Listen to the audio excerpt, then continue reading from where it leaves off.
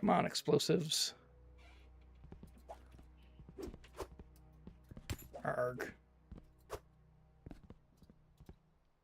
Come on. Let's go. There we go. Fantastic.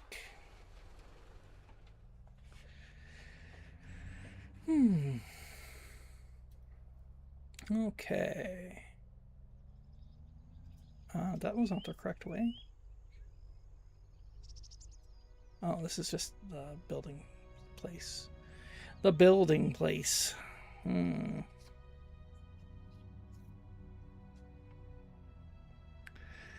let's see how much. Let's see how these explosives do.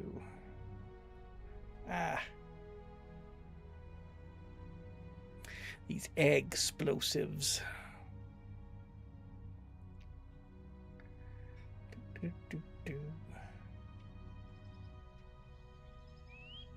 Is this the right area? No, that's the Brock Quarry. I want the reservoir. Yeah, it's over here. Not across the bridge, though. I gotta go off-road. Vroom. Wow. Wowee.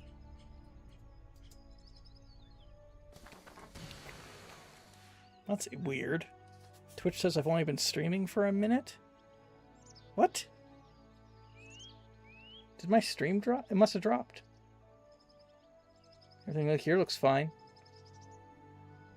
Bizarre. Yeah, because my timer says an hour 14. It must have dropped. I apologize for the technical difficulties. It's wondering why it said I had 0 viewers. I mean, it's not like that's unusual. Ha ha ha ha ha. Ah.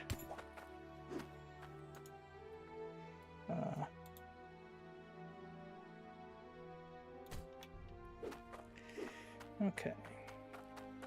Get a button.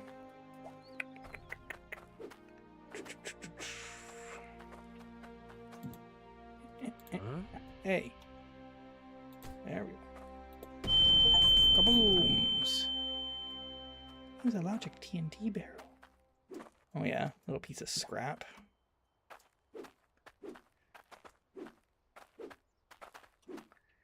Get a small refund on a TNT barrel. Interestingly, you don't get scrap for the mini nuke.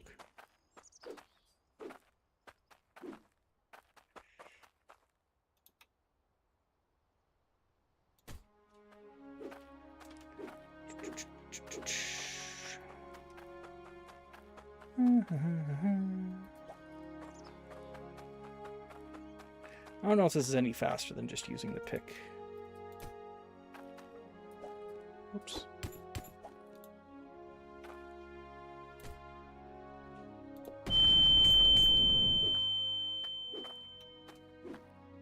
Oh, come on. Come on, let me up. Hello. How are you today, Jaco Brandel?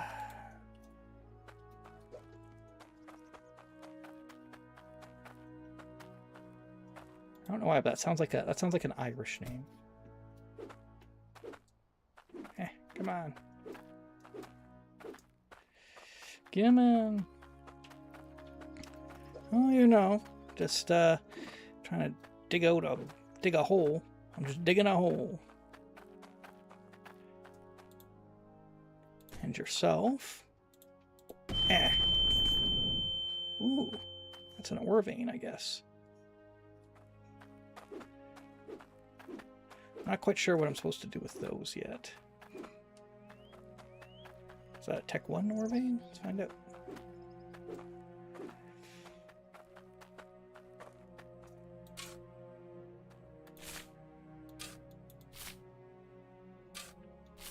Okay.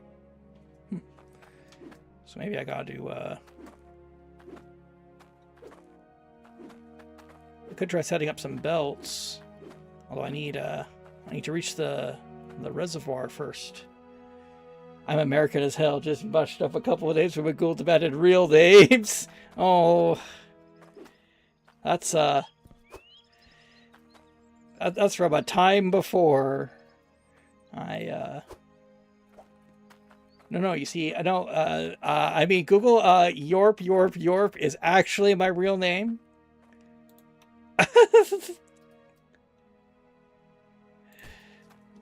Clearly. It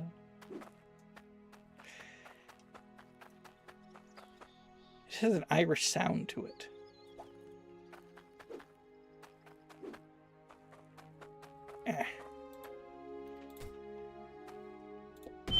Yes. Okay. I'll keep drilling and hopefully I can hopefully I need more. Go get some more. Might as well just do the mini nuke again. Except that now I'm kind of nervous to use it because it might destroy that ore vein.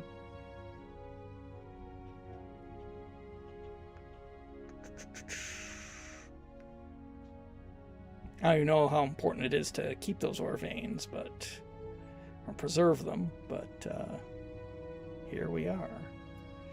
Been following you on and off since Space Station 13 on SA. Filthy Euros. I'm not a Euro, I'm Canadian. It's not even close to the same thing.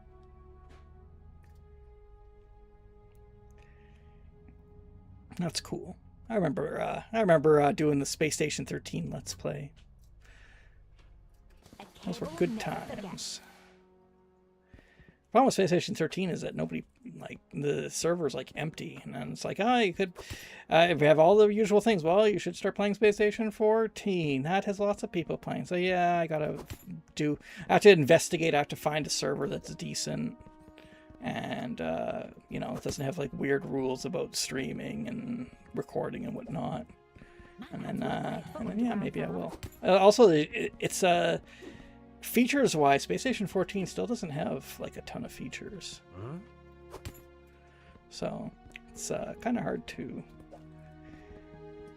I don't know, get it to hold one's interest. Sorry, I live in the South. I can't distinguish accents for shit.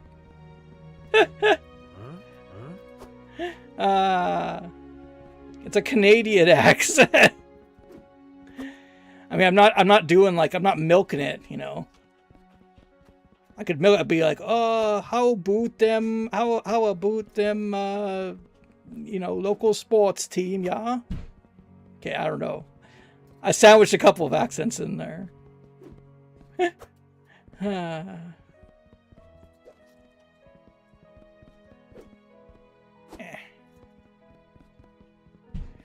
Sandwiched a couple of them in there.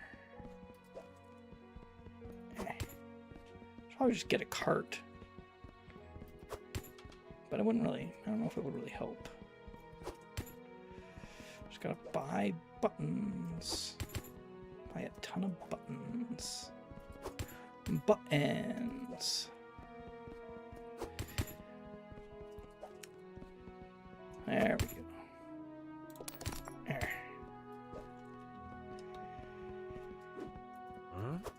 Oh man.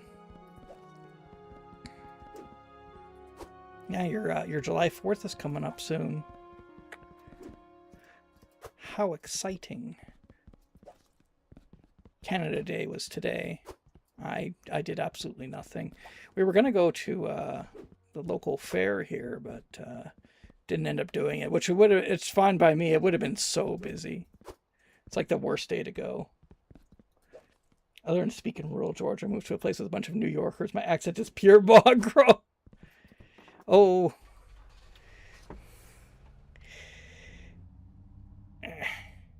Ooh. I mean, I've only ever lived in Alberta, so, but yet I really don't think I have an Albertan accent. Like there are some people, like they have like a, you know, you talk to some people, they have like the Albertan accents, like really, it just basically sounds like a deep Southern accent. And sometimes I wonder if they're just putting it on. It's like, yeah, I'm a real rancher. I speak in a Southern accent. And it's like, ugh. I'm a real cowboy.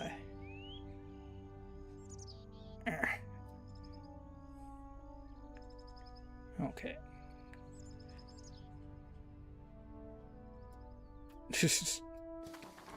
Alright. Get this. No.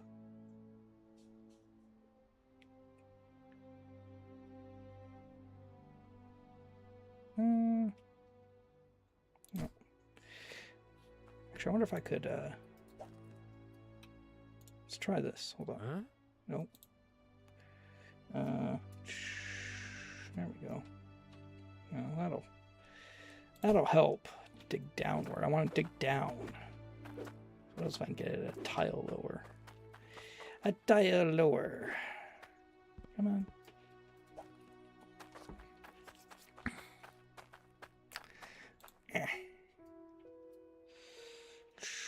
Nope.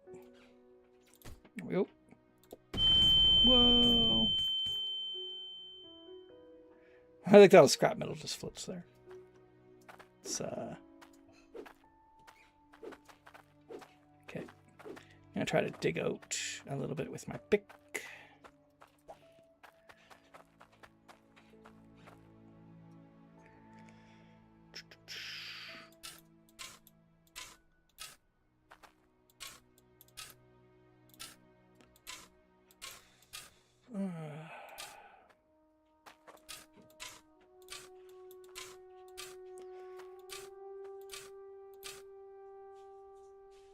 Oh my god.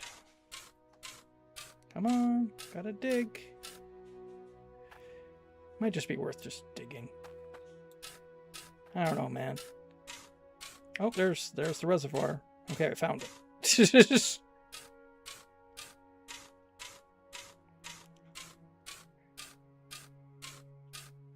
So that's good. So I should be able to build a bunch of machines here.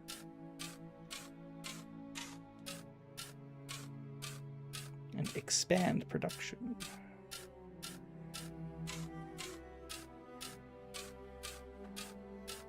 This also might be a good place to put a mini nuke.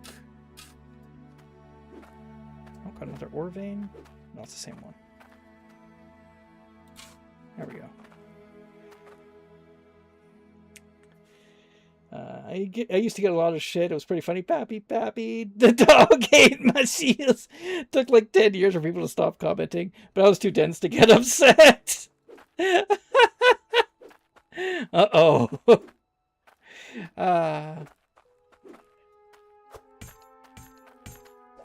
People always used to give me shit for my accent.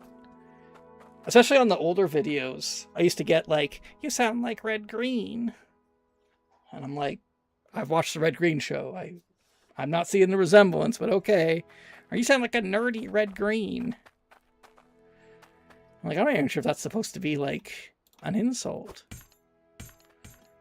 Because, you know, Red Green's actually pretty funny. I don't mind Red Green. Okay. Could spend a few more of these just to...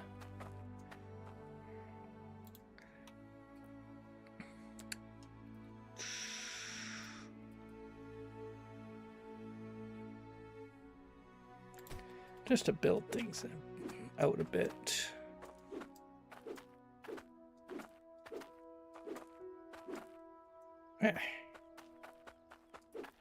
Need oh, not there, friend. Then we'll build this one. Kabooms. Yeah, okay, so that's definitely the bottom, which is good.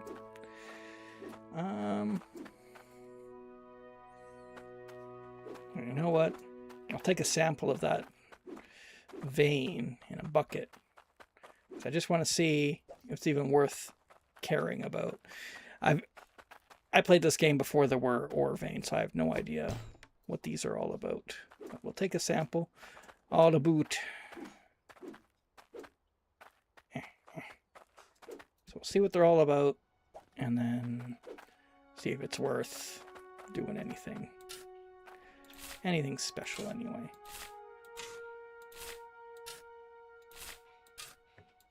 Okay. Good enough. It's my Tech 2 shovel. My Tier 2 shovel. Wow, Lee. Alright. Grab this. And I'll take it back to the other base. And I gotta get some iron. Make some harvester. Make a harvester and some miners.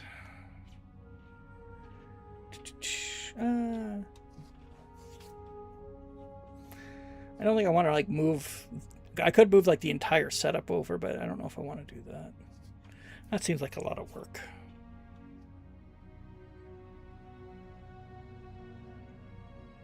I think for the farming, I'm going to have to build a little thingy.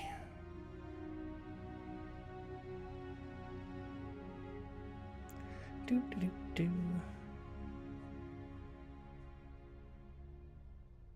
There we go. So let's see here. Grab this. Dump it in there. Shoot in there. What do we get? A gold and an iron? It's even how much gold is this? Not really anything for me to care about, really. There's like a gold vein there, but I don't even know why I should care. I get a lot more gold just through these industrial processes. I'm going to have to set up something for this. Okay.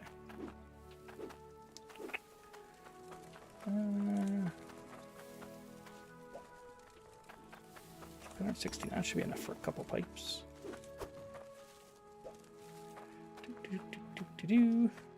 I think for farming I won't need. I'm not going to need a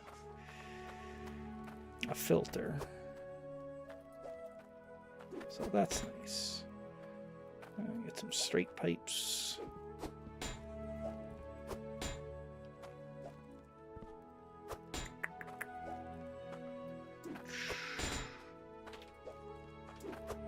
There we go. Thanks for your business.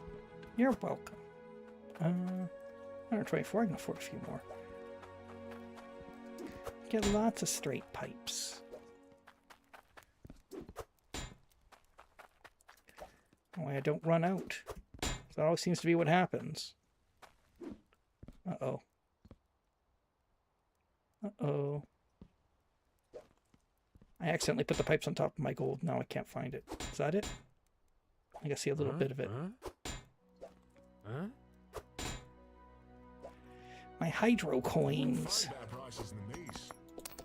There we go. Let's go.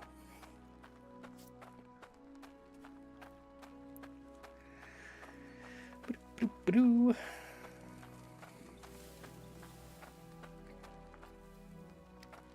Okay. These here.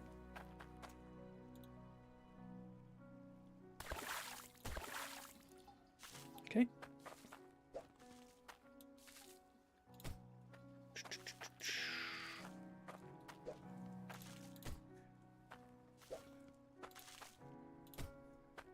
There we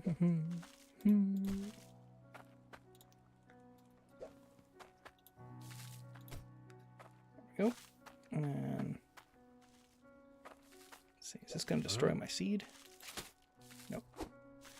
Thank God. Put it there. There. Now it'll stay watered. Just one moment. I'm just going to adjust my desk. Just going to adjust my desk.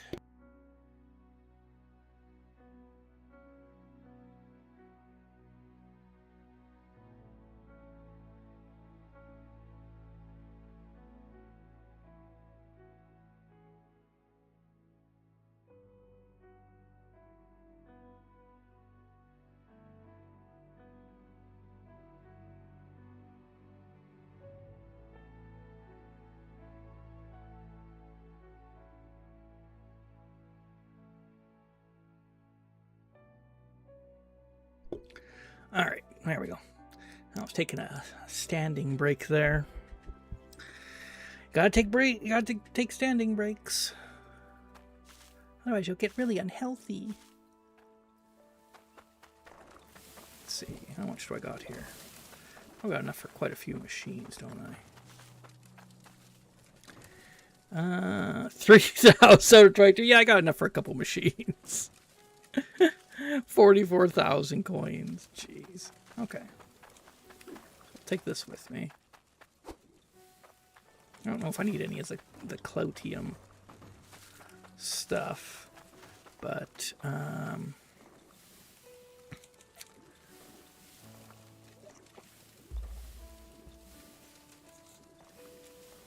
maybe I'll worry about that if I need to worry about it, which I don't know if I do.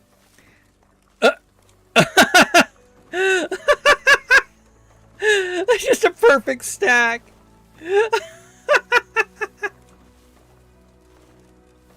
Uh-huh. Okay. Oh, yeah, there we go.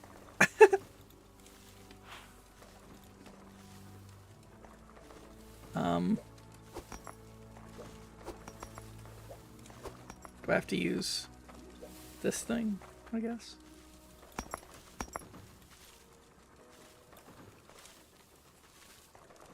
Get in there. Sort of phallic. A little bit. A little bit. I think I have to have the bars. Like...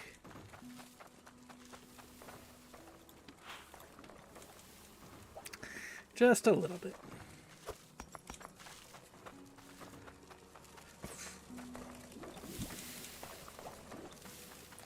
Make some more money. 20K. There. Where's me saw? My Zawzaw.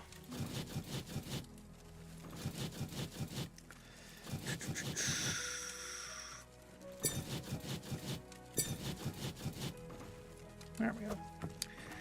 Alright. I need... just want to see if I just go like this and this, does that work? No. It has to be placed inside the little grooves. It's not too exacting, but it does have to be placed inside the little grooves or it gets mad at you. It says, no. We will not accept this. And let's see. What's this one? There we go.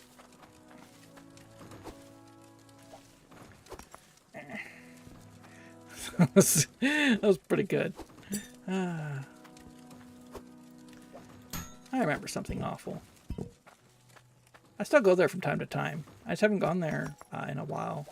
Not for any particular reason. People say like, "Oh, it's like so dead now," but I don't know. I find that people still post there quite regularly. Is it like as much as they used to? I'm not actually sure. You know, I did use the Wayback Machine. I tried to, because they have that little stat that shows you the users logged on. I tried to see like, well, you know, like from like, you know, 2016 to now, and there's more users logged on now. Well, maybe not now. I did this like 3 years ago, but there were more users logged on then than there were in 2016. So it's really hard for me to figure out if it's still, you know, a popular forum or not. It's more popular than a lot of things, I think, but I mean, maybe not as popular as Reddit. Hail blood. But Reddit is terrible in so many other ways.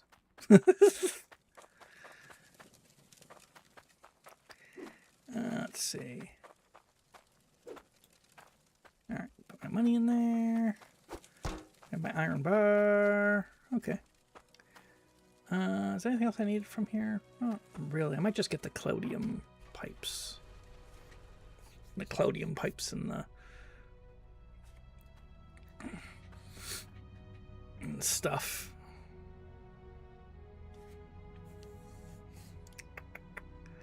I can have fast belts. Fast belts. Let's see. I hope it's going well. I've been Goose since 2007, but a lot more of a lurker. That's fair. I mean, I think the Let's Play for this, not for this game, but for Space Station 13 was like my only real like major post. Oh no, that's not true. I did also post a Let's Play for Stanley Parable that I never finished. But those were like my only two like posts. Everything else was replies.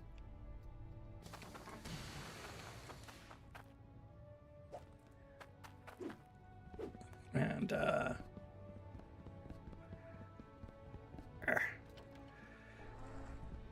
I don't know, I always found it to be a good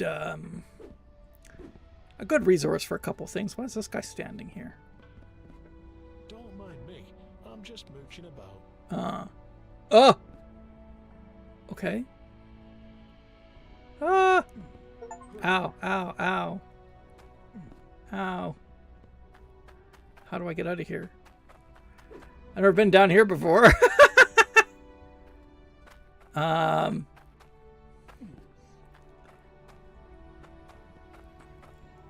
I don't know, years later, the gun thread.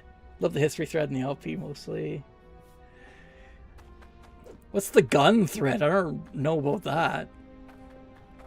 Like, do you mean like the forum, the gun haver forum, which I don't really know what it was called. I had a friend that posted there.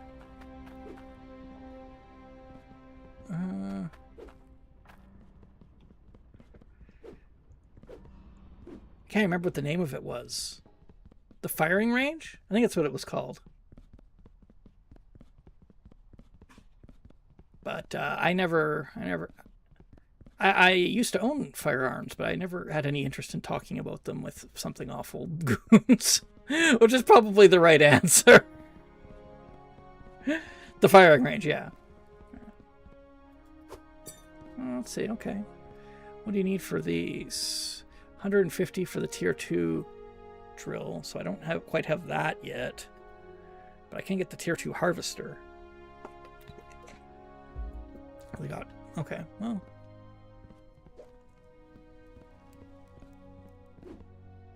Pallet's expensive.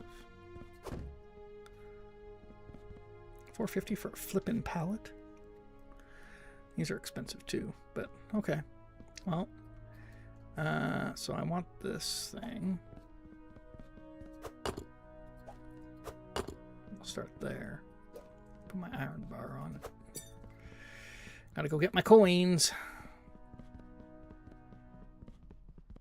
I'm a southerner. I got recommendations mostly. They have great info for gun lawyers. What do you need a gun lawyer for? Is that if, like, the government comes and tries to take your guns? Is that the whole thing? You need a gun lawyer. What if the government's coming to try to take your guns? I live in Canada.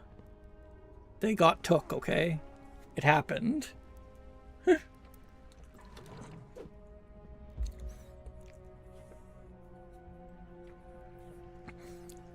I had a CZ858, which was cool because it kind of looked like a Kalashnikov,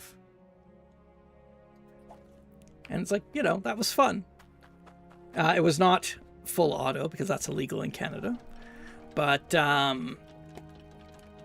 what happened is the RCMP, that's like, you know, our federal police force in Canada, they're responsible for certifying firearms to be like, okay, like this one's allowed, you know, this one's not. And basically, you know, they check to make sure that if it was a converted full auto, which a CZ858 is, it has to be made up in such a way that it's difficult to get it to be a full auto again. And what they did is the Czech manufacturer, they sent a sample firearm to the RCMP, say like, hey, like certify us. This is what we're selling. And the firearm that they sent to the RCMP met the requirements. However, then they started just shipping ones that were much more that were much easier to convert to full auto to all the guns, like to anybody that ordered.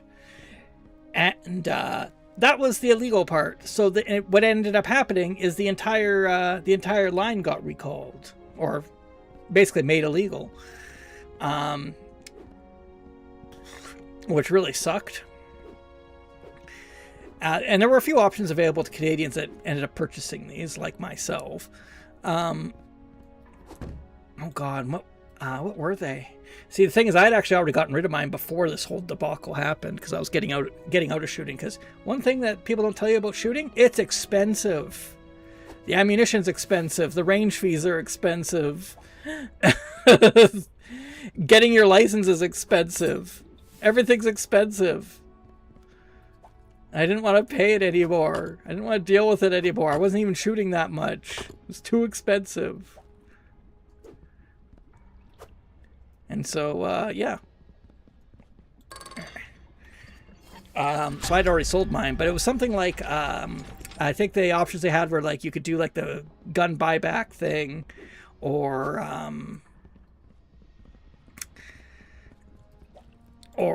you can get like a prohibited license, but then there's like all kinds of rules about like when you're allowed, like, oh God, what was it? Like when you're allowed to shoot and stuff, or like how you're supposed to transport it.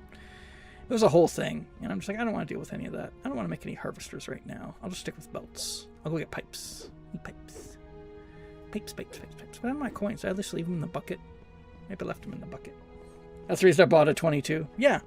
22 is nice. 22 is nice. That's very, very cheap to get ammunition for.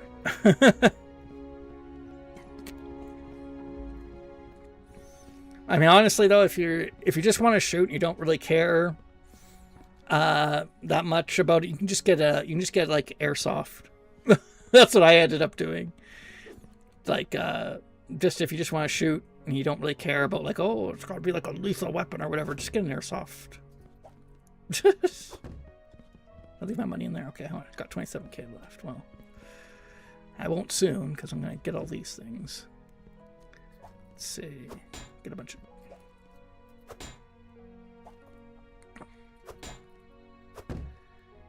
Gonna need to go up a few levels. So get a couple of corners. Bump.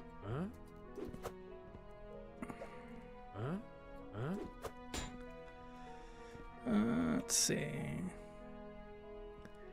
That's only 2 level. I'm gonna need a lot more than that. I'll start with this, I guess.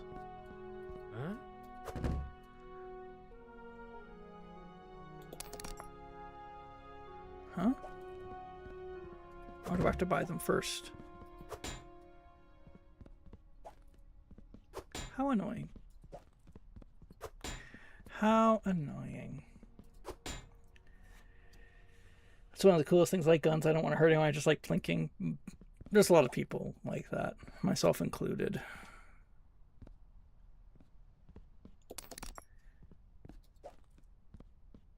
I mean, it was actually pretty... I have a friend who is like really into gun culture, and they would be okay with hurting people. They're like, oh, you gotta like protect your property and stuff. And then he got a job at a gun store. And like my argument to him before he ever got that job was like, dude, like, okay, sure, you know how to use a gun safely, but do you know about like everybody else that's around? Do you think they know? And he's like, it's not hard, you just, all this stuff. And then he got a job at a gun store. He started having to deal with like the general public and like the currently existing gun owners who do have to have licenses. And it disabused him of the notion that somehow everybody is going to be like, very cautious and correct when using a firearm. My favorite story of his is when he was working at the gun shop, and a guy came in and said he wanted some bullets. And then he goes, well, do you want bullets or ammunition? And he's like, I want bullets for my gun. And he's like, okay. So he put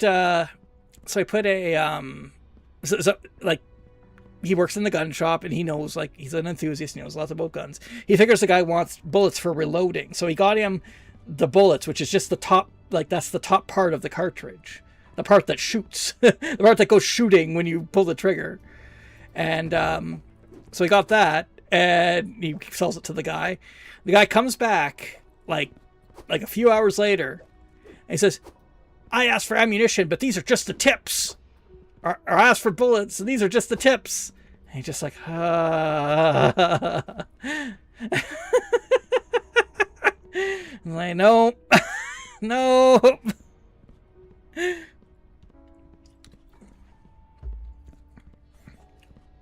And his whole time working in the gun shop was like that. You can't trust it. Just because you know what you're doing, everybody else knows what they're doing. I get to be the edgy guy. I put a rainbow badge on my carry case. I get it to annoy everyone who would bother me. Yes. Perfect. Now that's true. That's true goon behavior. Just troll the shit out of them.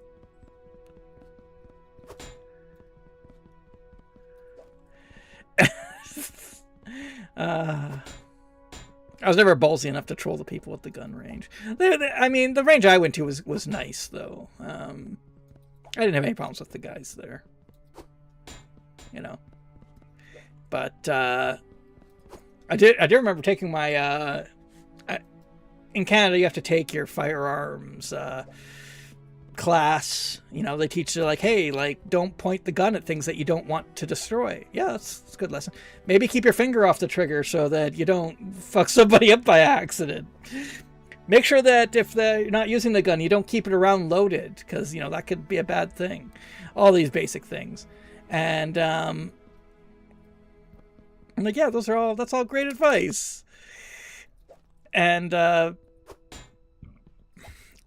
we were taking the test, or not the test, but we were like going to the class, and the gun range taught the classes.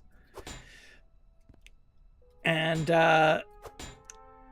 they had a thing up on the wall, like on the it was a, oh God, what was it? It was a rifle. I think it was a shot. I want to say it's a shotgun. No, I don't. No, it wasn't a shotgun. It was a hunting rifle, I think. But it actually had the chamber exploded on it, and it's like, that's ominous. So one guy asked him, like, "What's this all about? Why do you have this shotgun or this rifle here with the chamber exploded on it?" And the instructor informed us that that is because somebody decided to do their own reloading, but they decided that that was a black powder rifle, and he decided that smokeless black powder was the same as black powder, which it definitely is not.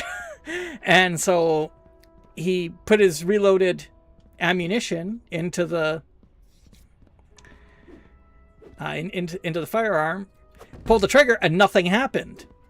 And then he's like, and then just as he took his, just as he backed away, because, he's like, why didn't it fire? He was going to open it.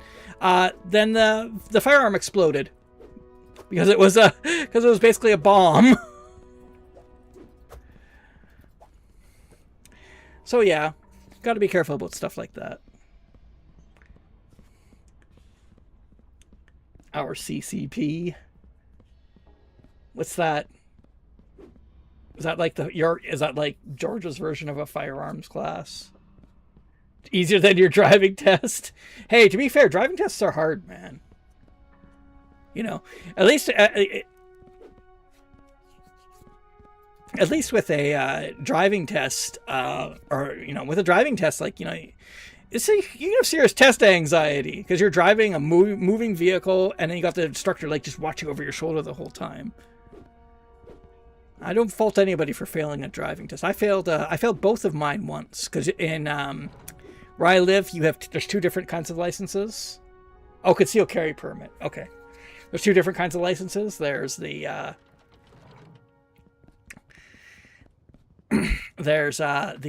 first level that you get, where Oh god, what's that level again? How do I want to describe it?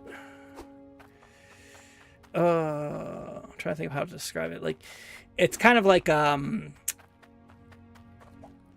main thing that it doesn't allow you to do is trying to think of how best to describe it now.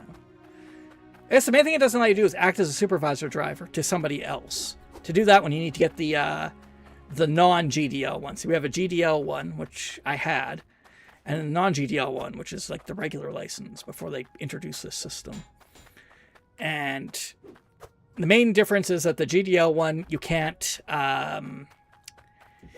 supervise somebody else. You can't supervise a learner, basically. Your non-GDL license, it will allow you to like supervise a learner. I had to get my non-GDL license because I wanted to help my wife. So, but yeah, both of those licenses I failed the first time, and I passed the second time. And that's just test anxiety. It's hard when you have the instructor right next to you. So enthusiast versus professional. Yeah, sure. I'm a driving enthusiast. I mean, you can't use a GDL license professionally. Like, you can't be a taxi cab driver with one. It just allows you to supervise learner drivers. I'm not sure. I don't even think you could operate a driving school with just a GDL. You might need a commercial license for that. So the only thing it's there for is to basically charge you twice as much for the test, and you can supervise learners. That's it. A lot of people don't even get it because it's like, what's the point?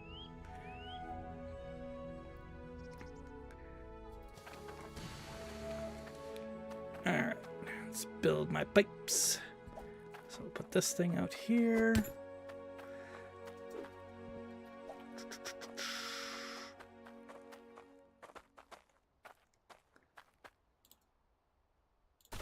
There we go. Grab this. Come on, get up there. Why can't I jump? Jump. But yeah, I think driving license tests can be pretty hard. But also, I mean, the problem with the firearms test, like a test, like, and this might just be like my bias or whatever, because there might just be something I'm not seeing, but like, being safe with a firearm is pretty easy to do. I mean, it just amounts to not clowning around and, and making sure that you're not like running around with it loaded when you don't intend to use it, and don't point it at people. That's about it. And it's like, okay, that's very good. You won't hurt anybody if you follow those rules. But yet we have so many people that get hurt, so it's like, well, maybe I'm not seeing something. Maybe there's something I don't know. I gotta get a straight pipe. I need to get a straight pipe. Wah. It's okay. I think I left my money in there too, so we'll get some straight pipes.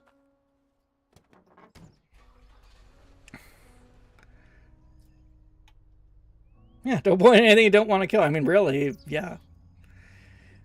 And yet, I know that this is...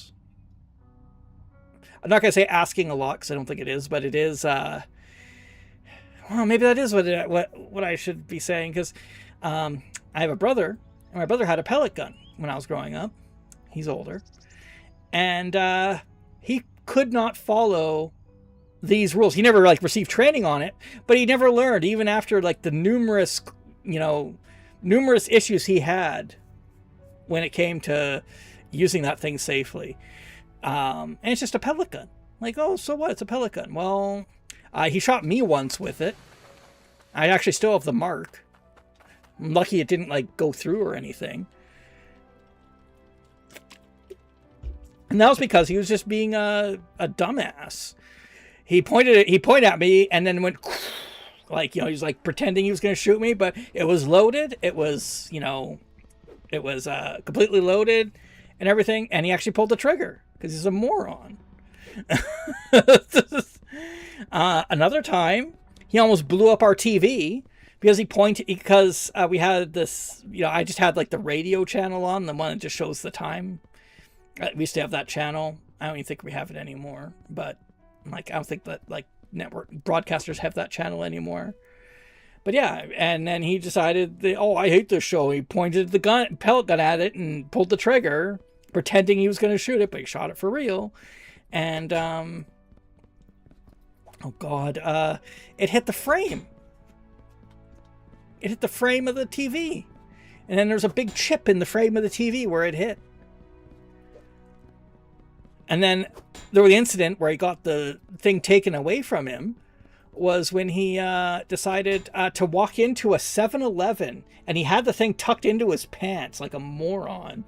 And of course, the 7-Eleven guy, he thinks that's a real gun, because he can't tell. It's a pellet gun. It doesn't have like an orange tip or anything. And even if it did, it wouldn't matter because it was tucked into his pants. So the 7-Eleven guy pressed the panic button and exploded. With a CRTV, yeah, it could have exploded. And so yeah, at that point, my dad made him get rid of it. I was like, jeez, insane. So I say like, it shouldn't be too hard to be safe, but I know that's why I told my friend, my firearm loving friend who has not had these experiences, and I said like, look, man, you don't know what people are like. You can't just trust that everybody's going to be safe just as you're safe. Like, they didn't grow up in a culture of guns. They didn't grow up in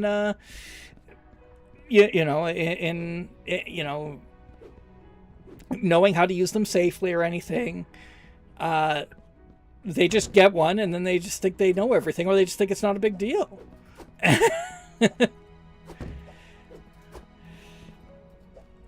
Like, yeah. And yeah, once you get exposed to like, what? Okay. Can I go through here? No, I should be able to go through there. So yeah, he ended up losing his pellet gun.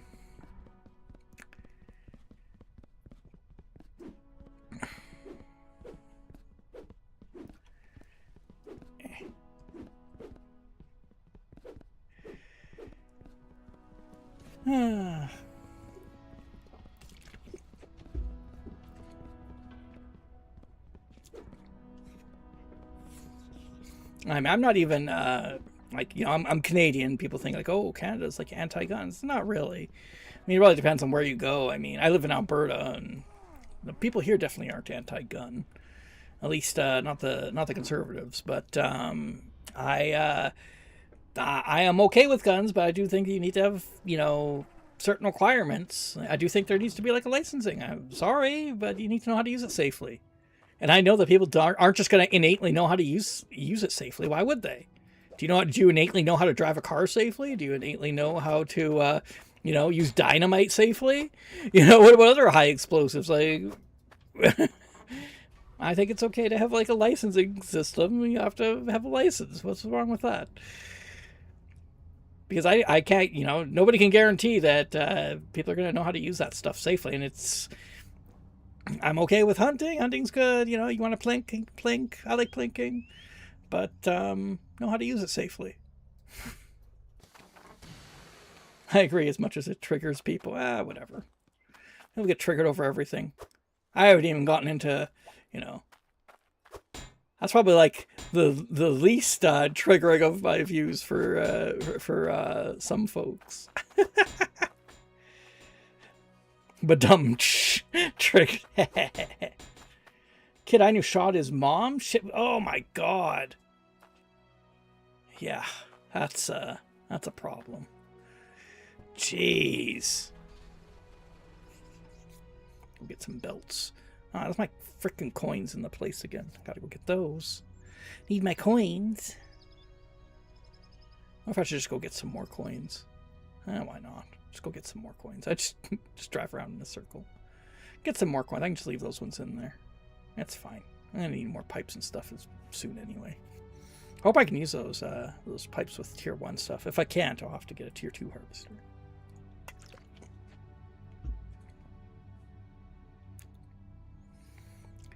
Yeah, well, and that's the other thing. And then you can hear about all the accidental deaths. I mean, firearms for self-defense isn't even a great idea, like for home invasion and stuff, because most of the time, you're not a burglar isn't the person that gets shot. It's a family member or somebody you know that was gaining access to the house, probably because they needed help or they had a legitimate reason to be there. Oh, that's okay. Really got to build that.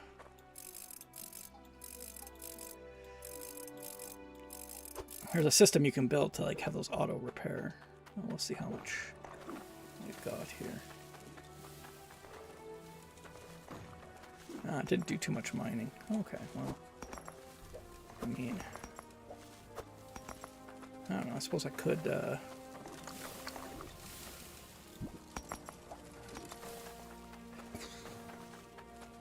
How much is this?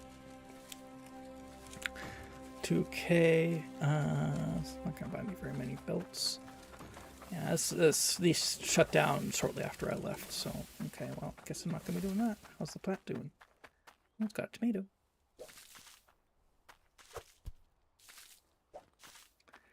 Tell me what the weight of this tomato is. It's 1.63, so I'm gonna need another one.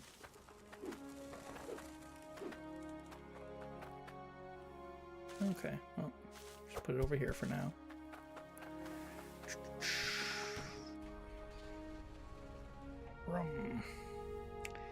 We have pretty nuts stand your grounds protections and gets abused. I remember there was a I can't remember where the video was, if it was in Texas or, maybe it was Georgia or different, where a guy showed up like at his neighbor's place to complain about the noise because they were having like some kind of like backyard barbecue or something. And the neighbors, like, they kind of all stand up and like look at him like, oh, and so he pulls out his gun and he's like, I'm standing my ground. And it's just like, dude, you're on somebody else's property. What are you doing? That's not gonna work, man. What the fuck? Like, they're like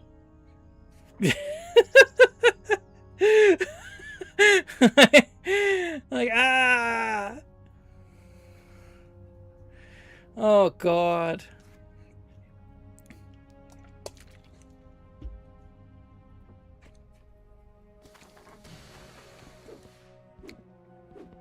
And so yeah, you have a lot of things that are like that, and I think people just don't.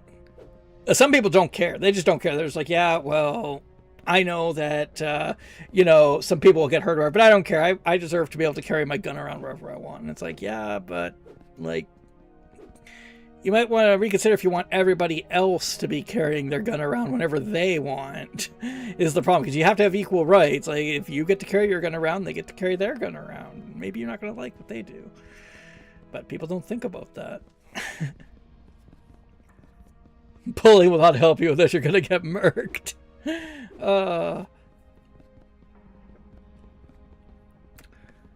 Where's my pallet? Oh, don't walk on the grate. I don't want to follow you. Ah, yes.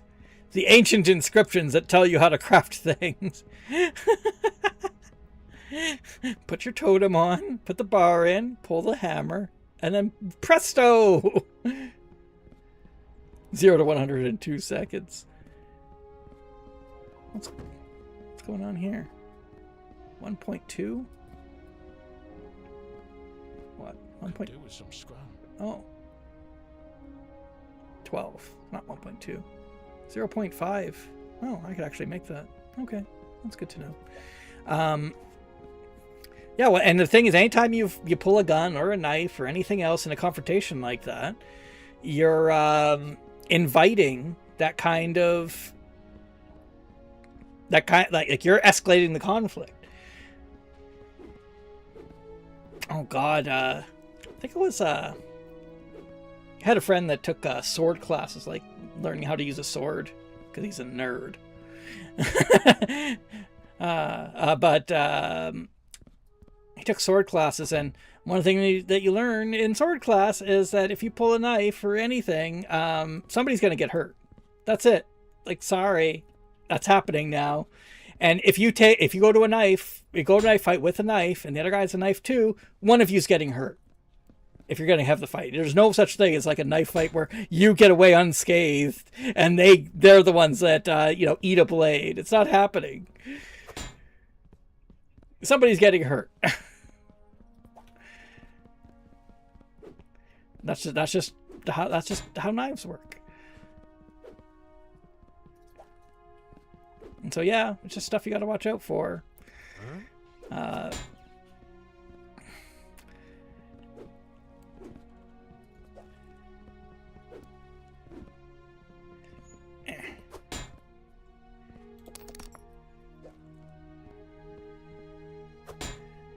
I mean, even the I don't know. I see in here. I'm gonna trigger people. I'm gonna get murked. At like 30 million people are gonna show up in chat. But I'm not even a self-defense kind of guy. I think you should just retreat when you. And it's like, oh, you're like a pussy. You don't know. And it's like, well, no. It's just that. Usually it's not worth it. You're gonna escalate a conflict, and what are you gonna beat some dude up? Okay. Or you're gonna get beat up? Okay, like what's the point? What got solved there? And it's like, oh, but what if they're like pushing me out of a place? Well, if they're pushing you out of like a public place, well, you can complain on them. Like, you could, figure it out that way. Just try to muscle people out of places, or try to try to pull guns on people or something. And it's like, well, what if somebody's invading your home, whatever? I'm like, dude, you have home insurance. Just just get them out of your house. They'll probably, just take whatever they need to take, and they'll leave, and you'll just get paid out. The insurance company will just pay you. Like, what?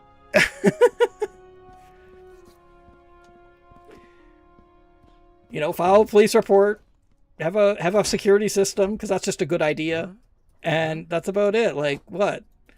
Yeah, a gun is not a good security system. It's probably going to be one of your family members that gets hurt. I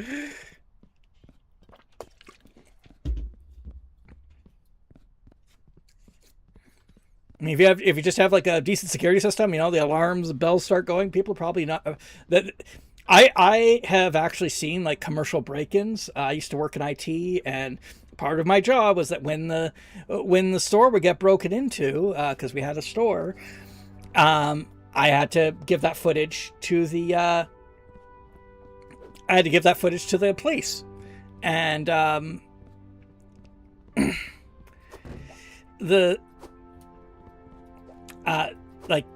those kind of break-ins, it's not like you see in the movies. In the movies, I think, oh, these criminals are so cold and calculating, and they break in, they go real slow, and they take everything, whatever. No, these are smash and grabs. They are in and out in under a minute. That's like when I send the footage to the police, I have like 3 cameras, and I make like the MP3 file, whatever, or MP3. Yeah, I make an audio file of the break. No, I make an MP4 file or whatever, and it's like 5 minutes of footage, and that's on like 3 different angles. They're not like, criminals aren't sticking around, because that's counterintuitive to the whole idea of robbing a place. You don't want to be slow when the sirens and stuff are going, or the alarms and stuff are going. You want to get in and get out. Robert Heinlein's author I love, but Harm Society is the polite side is the biggest BS. Oh God, that was the quote that my friend would always fire at me. Haha! See what I did there? I did a thing. He would always say, armed society is a polite society. That's all he would do. It was like supposed to be like a thought-terminating cliche. Like I'm supposed to stop thinking after that. Oh, he got me. He got me with a Heinlein quote. And it's like, dude, and I'd always just, say, like, you don't understand that people are different. Like, not even people are different now, but like there are just people that are not thinking about things to the depth that you're thinking about them. There's just not. And so you do need to have like regulations and stuff, because yeah, there's a lot of people that aren't thinking about stuff the way you're thinking about it. Ah.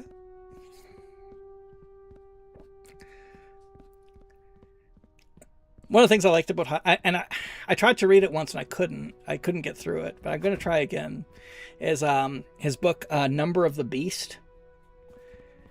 This was a book that he wrote because he was like he was like a famous author, and he wanted to see, like, because he's like, I don't think that like the publisher even reads the books anymore. I think they just publish them.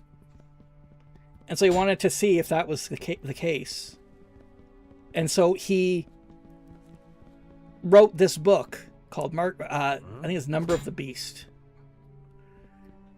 And it is not a well-written book. I tried to read it, and it's incomprehensible. It, like, I couldn't even get... I got through like 2 chapters, and I'm like, I can't read this. This is brain poison. And yet you go online, and you look for like reviews of it, and people actually review it like it's a real book. And I'm just like, what is going on? What is happening? And yeah, yeah, I haven't read that one. Yeah, it's probably that's the right decision.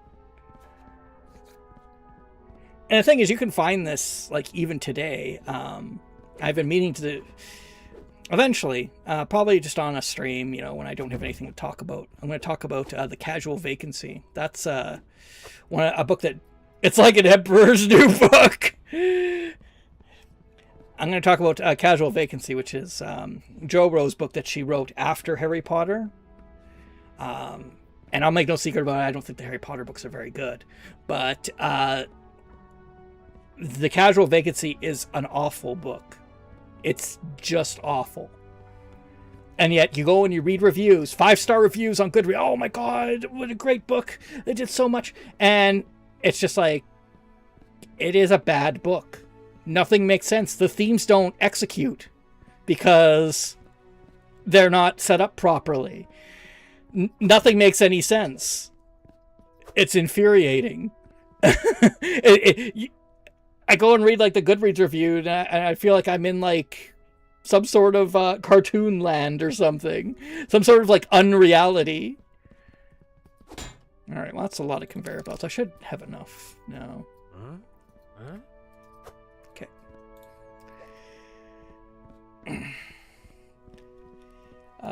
Sounds like me reading Anne Rind. Even when I was emotionally stunted 15-year-old, I found The Fountainhead unpleasant. Oh yeah, I tried to read because this I have a friend that was I'm pretty sure they still are. They would classify themselves as a libertarian, like an anarcho-capitalist, which is like a cartoon character of an ideology. And he, he's like, I read Atlas Shrugged and it changed me, and now I see everything, whatever. And I'm just like, okay, well, I'll read it, I guess. I mean, you seem to have really had an effect on you. And I tried, and again, that was another one. I couldn't get past the first chapter because in the first chapter already nothing makes sense. Because the first chapter is there's a train and it's stalled. Oh, did I find a bug? Oh, there we go. Okay. I was like frozen for a minute there. They're on a stalled train, and everybody's just kind of like giving up. Everyone's like, oh, whatever, the train doesn't work. Who cares? We're just stranded here now. The engineer is just like, whatever. I'm like, what is this? This is like reading about, I don't know. I'm trying to even figure out like an appropriate analogy. I don't think I can, because it's just stupid. It's so dumb that I can't. Like, why would they all be stuck and then like nobody wants to like fix the situation? And what am I supposed to get out of that? And I know what I'm supposed to get because I've read a synopsis of it. And the idea is that only genius billionaire VC people can come up with ideas. So only the John Galts of the world can come up with anything, with any ideas. Everybody else is just a mindless simpleton that isn't able to do that. That's why you need great men, because otherwise we're all doomed. We're all doomed to die. So they need to have billions of dollars. Otherwise they'll just stop coming up with great ideas. They'll create their own little enclave where they give a speech that lasts, I don't know, what is it, like 15 pages or something stupid. And if you don't get John Galt's amazing speech, you'll just wither up and die as a person or something. I don't know. It's something like that. But I do intend to read it again, or try to. I should say again. I didn't even make it past the first chapter. I'm gonna try. I'm gonna get out my notebook. I'm actually gonna try to take the book seriously, and we'll see what happens. I know what's gonna happen. But I read awful things for myself and for the internet, so we gotta do our due diligence, I guess. The lesson here is to never read. Yeah, just stop reading literature. Bah! Who needs that? It's a bad idea. It probably is a bad idea. You don't want to read it and have the wrong ideas start to ferment in your soul? Is that what's going to happen? I'll find Ayn Rand so compelling. Her writing will be so good that I will suddenly abandon all the values that I've had since like age 12. I'm sorry, I do not believe in like poisonous literature. That comes from like people not critically examining stuff. When you just read stuff, you just like internalize it without actually like thinking. That's when that kind of stuff happens. That's when you get into you somehow your whole worldview just changed. It's like that should not happen on one reading of a book. If that happens to you on one reading of a book, you didn't really hold those ideas very very closely to begin with.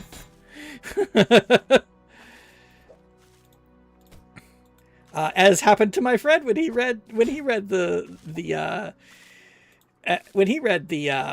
Atlas Shrugged, and then he like turned into an anarcho-capitalist, and I'm like, dude, you were always an anarcho-capitalist. That was it. It's the same thing as when you talk to certain, well, this is where you start getting to like, you sound like my uncle. This is when you get into certain things like people that they sound like they're progressives, but then as soon as they're like confronted with like something that like might require maybe a little bit of research or something, like, oh, like what about trans people or something, suddenly they turn into like frothing transphobes and conservatives, and like, dude, you're always conservative. Like, just admit it. It's okay. You can just admit it. No, I'm just a liberal. I just think that sometimes we've gone too far. It's like, really? You think so? And like, there's just certain litmus tests like that foreign policy is another good one. You can figure out where people stand on actual issues real quick just by figuring out some foreign policy positions they've got. It's like, oh, that's not good. Like, anytime you have people like standing up for Russia, you know that they are okay with like dictatorial governance. They're just fine with it. They think democracy is a sham. It shouldn't even, democracy just gives like the wrong people too much control, that kind of thing. And there can be problems with democratic systems for sure. I mean, our current like, first past the post kind of thing, where, ridiculous people get elected. That's a problem. Yeah. But that's kind of just a result of an implementation of democracy. It's not an indictment on democracy itself. And there's also like other things like, well, you need to have like an educated populace and stuff. Maybe people should be going to like, maybe people should have to like, go to school, which we do have, but also then we underfund the schools and stuff. So then there's that issue. Like there's all kinds of things like that. But yeah, you can, there's a lot of little issues like that. I've learned to puzzle them out, or figure them out, like which issues you can really tell are like litmus tests. So when somebody says like, if they're a leftist or whatever, then you start asking like, well, what do you think about like the Soviet Union? Oh my God, the Soviet Union was great. That was like the last bastion of like goodness on earth. And now it's just North Korea. North Korea is so great. And it's like so worker owned and everybody's happy. And I'm like, so you're red mega. Gotcha. Figured it out. Sniffed it out. Okay. Oh, look at how fast those conveyor belts go. Brrr. Those can be unfun. Yeah, my high school buddy died for this BS. Please tell me how they deserved it. Oh. Oh my God.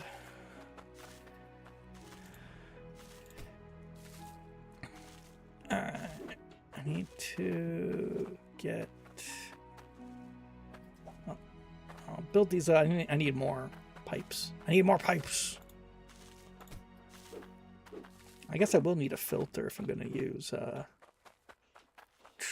this. But I could put the filters up on top, I guess. I don't know. I mean, if I just have the one piece of equipment, I can just fix the piece of equipment. It'll be fine. Okay, go get some more pipes.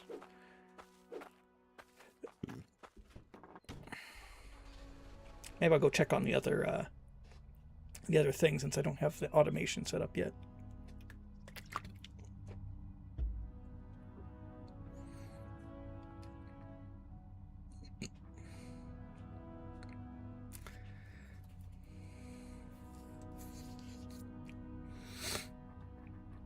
Oh my God. One thing I like to do sometimes, and I'll use the word like loosely, but sometimes I like to hate watch neoliberal YouTubers. It's insane. It's insane how they'll pretend that they're like progressive until suddenly like an issue happens that like, oh, maybe the GDP would be a bit lower or something, and then they turn into frothing racists. What? They harmed the money? How dare? To the camps. It's like, ugh. Ugh. Let's see.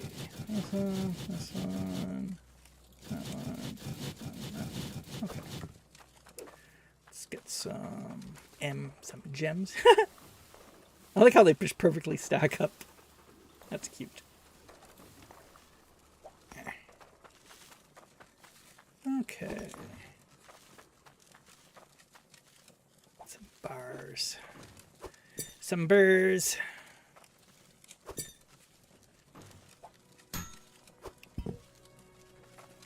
Let's see.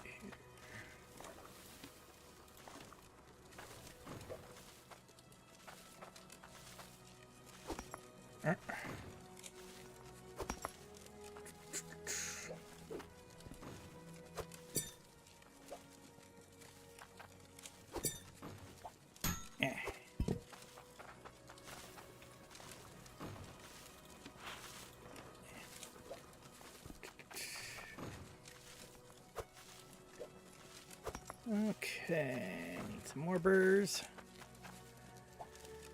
And then we'll have some money. Isn't that nice? Where's my...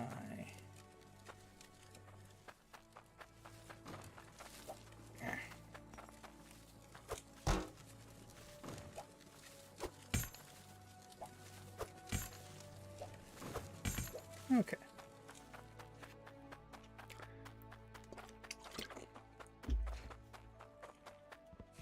So I'm thinking what I'm going to do is get some more pipes, and then I can... Oh. Oh, that was sad. Just imagine somebody comes to sell you goods and then they just dump them right in front of the table. Sorry, friend. Gotta put them on the table. Don't even help me pick them up. Bad customer experience. 1-star review. Didn't help me pick up my necklaces. How dare. How dare. I can't believe the service. The lack of service. They're lucky they're the only jeweler. They have a monopoly on being the jeweler. See, this game disproves libertarianism, because if this were real, then there would be another jeweler that would open up that would pick up my necklaces, and they would they would give you slightly less for the service, right? Like that's how that works. And that didn't happen. So there you go. Libertarianism debunked by Hydroneer. We figured it out, guys. We did it.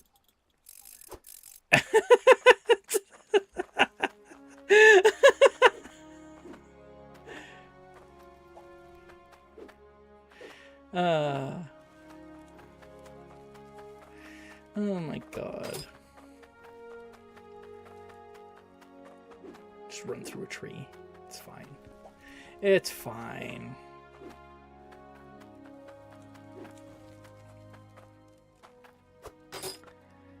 Got him! Checkmate. Oh god. Get this here drilled down. Okay. So we got our money again. Fixed everything up here. How's this doing? Do I have to like... Cause I noticed this isn't giving me any other tomatoes, so maybe I gotta like what, dig it up? Oh yeah. Okay. So let's build this thing. Does this require a pipe? It does. Well, I'll go put it over here then. I have pipes over here, don't I?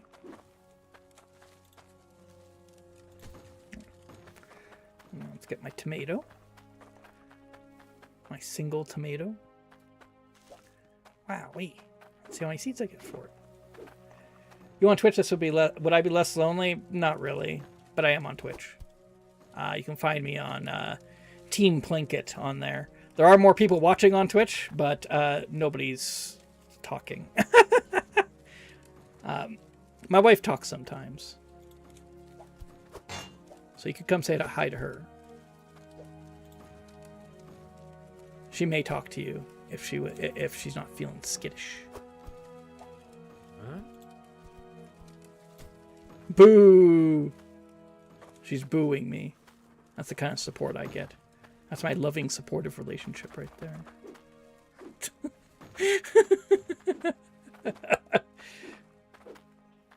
Oh yeah, and also you can redeem channel rewards to have discount Dan bought say butt stuff. So if that's something that you're interested in, that's another reason to come on Twitch. How does this thing work? Oh. How's if I close the hatch so that it can... Blech. This is just one seed again. I only got one crop. Okay, well, we'll try again, see what happens. Oh, never mind. Oh, it gave me 2. Okay. Well, we'll see what happens. Don't call it butt stuff, that's different! Yeah, it probably is. I only have a tank full of shrimp and a dog. Well, you know, maybe that's all you need. Maybe that's all you need. Does your dog make fun of you? Because let me tell you, I get made fun of a lot.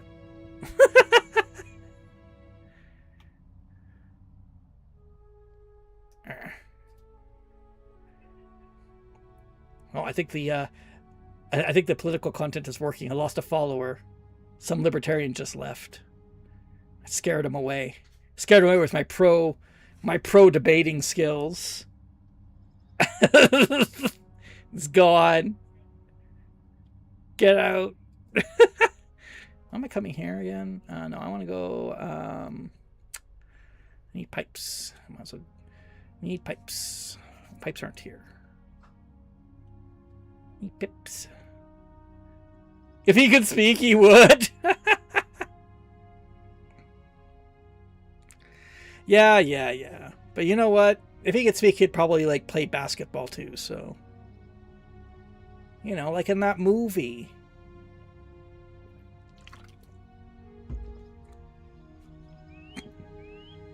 The movie where the dog plays basketball. Where am I going, kidders? This is the quarry again. I don't want to come here. Don't slip the hydro truck.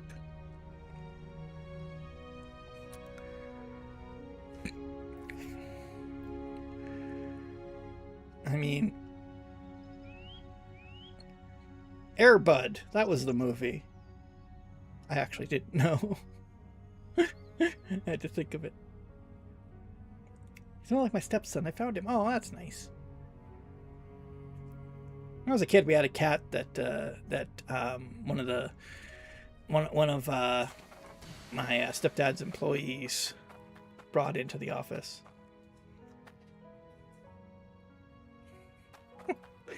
And that was very nice. She was a good cat.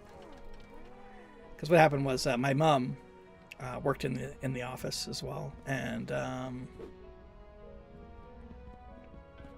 yeah, they found she already had 2 cats, and they found, or no, we had 3 cats at that time, and then found this one. This one was just became like a shop cat, but yeah, worker brought it in because they're like, oh, you know, take care of cats, and yeah, so we had a shop cat that was like a street cat. It was nice. They were a good cat. Could really tell like how like life on the streets like made her like a tough cat though, because when we did eventually bring them home, because you know the business closed down and we had to bring shop cat home to live with you know, our other cats. She was very protective, or not protective, but she never really got along that well with them. She, like our other cats, they were able to like, you know, get along. You know, they felt like, you know, they were like a family. This cat, not so much. This cat was always kind of like, would never like hang around them or anything. She'd wait by the food bowl. Gotta go get my freaking pallet. She'd wait by the food bowl because what was it? She'd wait like for like the, oh, my pallet's not here. Did I take it all? I took it all the way up, didn't I? Well, gotta go get it. But yeah, once the food was open and put out, the other cats would come running, and at first like shop cat wouldn't be there. She'd just not be there. And then she'd come out from behind a corner and run them off. And then she'd eat all of the food. Not just her portion, but their portions too. I was like, yeah, that cat grew up on the streets. That was tough. It always like, you know, you always kind of were aware of like that was her background just based on how she acted with stuff like that.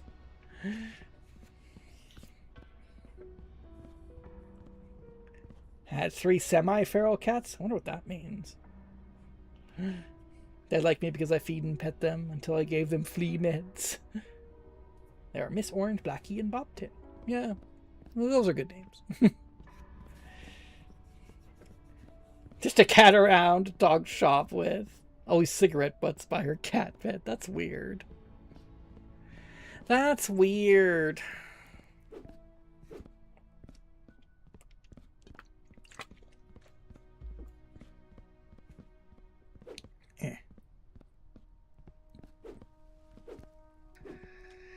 That's so weird.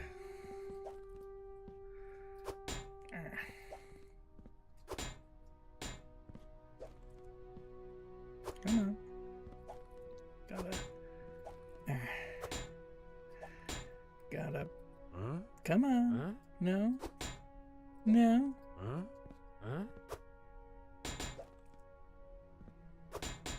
That's how I got my first cat. He came by one day. I fed him. He purred and stuck around for a while. And one day he wasn't there again. Aw, that's sad. When I was little and living with my dad and my brother, my brother felt bad for a cat that was showing up because we had a ground floor apartment suite with a balcony, and whatever. He felt sorry for this cat that was showing up like for the past couple nights, so he put out some milk for it, and it ate the milk and then left. You know, we felt good, like, oh, we helped that little cat out. The next night, he shows back up, and this time he's got a friend. I was like, oh, okay, well, you know, put out some milk, you know, for them. So he puts out the milk, they eat it, and then they leave, and I'm like, okay, well, whatever. Third night, like a wave of them show up. Like there's like 10 to 15 of them, and for some reason he tries to put out the milk again, and they ended up just going by him through the door into the house, into the apartment. We had to like find them all and get them out of the apartment. There was so many, it was ridiculous. So if you're gonna feed stray cats, you gotta watch out.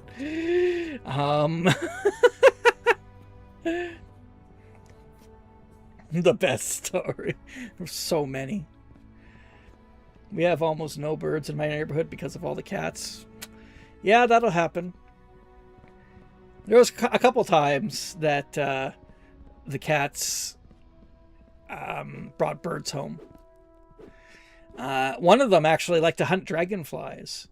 So she'd go and catch a dragonfly outside and then play with it in the inside in the living room. So the dragonfly just buzzing around on the floor, and she'd just play with it, you know, in the sadistic way that cats play with their food.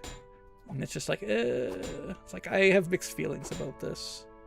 On one hand, like, sure. On the other hand, maybe not. I don't know, man. I'm having issues. You know, I'll get some more corner pieces. Corner pieces for everyone. You get a corner piece, and you get a corner piece, and you get a quarter piece.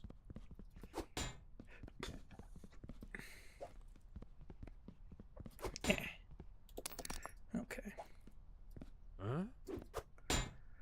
Da, da, da. Oh, come on. See if I can hook up the harvester to this thing. I don't know if I can.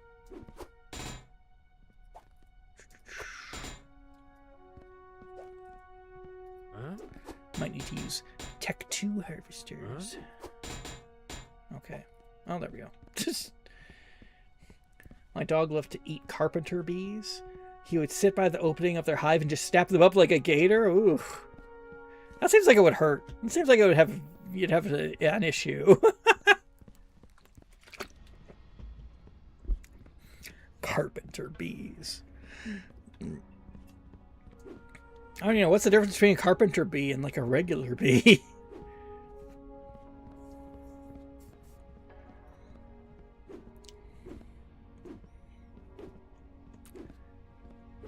I mean, bees kind of freak me out. Bees and wasps, man. But dang, I'm a giant wuss. I've never been stung, so I don't even know what I'm missing. Been bitten by a horsefly. That's not fun. That was because I went fishing. And a horsefly bit me. He never got stung and their sting is not that bad. Oh, okay. Well, that's good. I'm glad. I'm glad it's not that bad.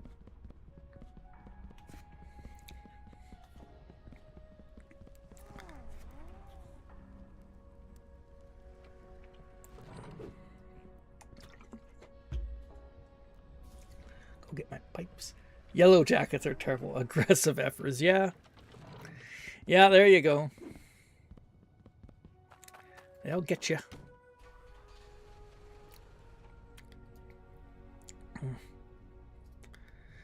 It's not really wasp season here yet, but we've had probably one of the rainiest springs. You know, due to that, like due to the like El Nino and the double heat dome or whatever. And so mosquitoes are just out like crazy, which is real fun when you go to do the yard. And then it's like, oh, there's mosquitoes everywhere, and they all want to drink your blood. It's like, that's nice. That's nice. Not.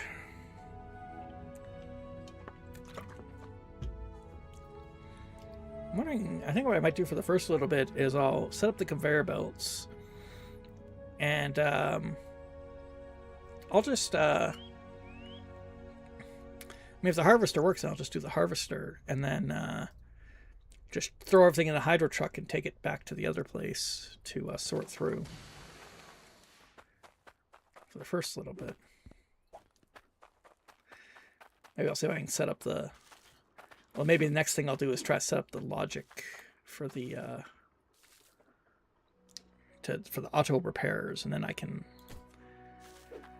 leave for longer periods of time.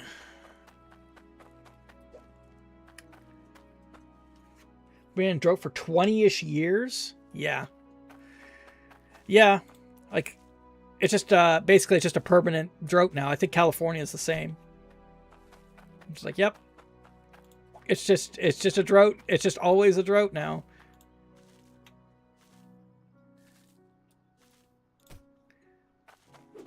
And with the backdrop of that, our Prime Minister in Canada has announced that he's going back on all of Canada's climate goals. So we will no longer be trying to do anything about the climate, because it's just too hard. It's too hard.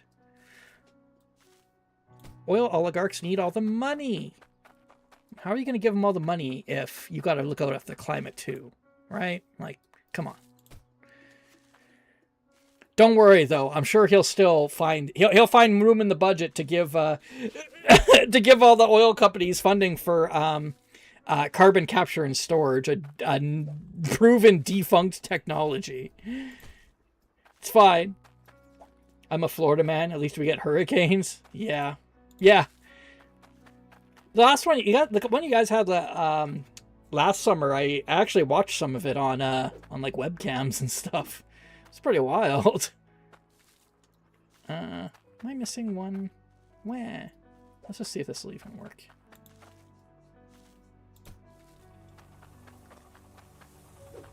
Oh yeah, I see it's got this little overpressure thing.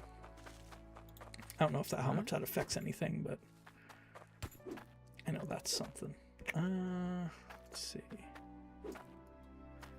But I could go get some Cloudium and make a Tech 2 harvester, I guess. Whatever, I have the money for it. I'll go do that. And actually, you know what? I'll go buy the logic components, and I'll see if I can set up the auto thingy. The auto thingy.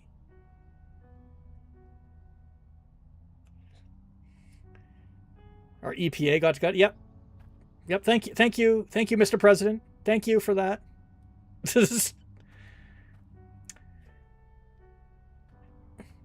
We had in Alberta, we had an environment minister. It's like, so you know, you think of Alberta as like a state in Canada, like we call it a province, and it's slightly different. But it's basically like, you know, it's the you know, you can think of it as analogous to a state. We like elected like our radical right-wing government like 3 years ago, and they put the for the Minister of the Environment, like this is the person who's supposed to, like, you know, look after like environmental issues. They put an oil and gas lobbyist. So everything that she did was like, we're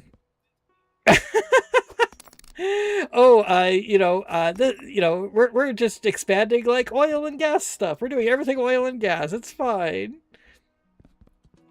Our Minister of the Environment was literally an oil and gas lobbyist. Oh man. Like, just can't even make that one up. It's like, yep, cool. Cool, cool, cool, cool. Cool, cool, cool, cool, cool, cool, cool. Cool, cool, cool, cool.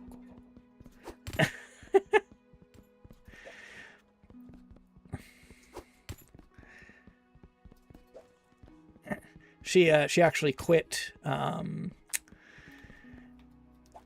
God, I think she left. Well, she tendered her resignation in January, but I think she's still on for until like the end of July, I want to say, but I'm not sure about that.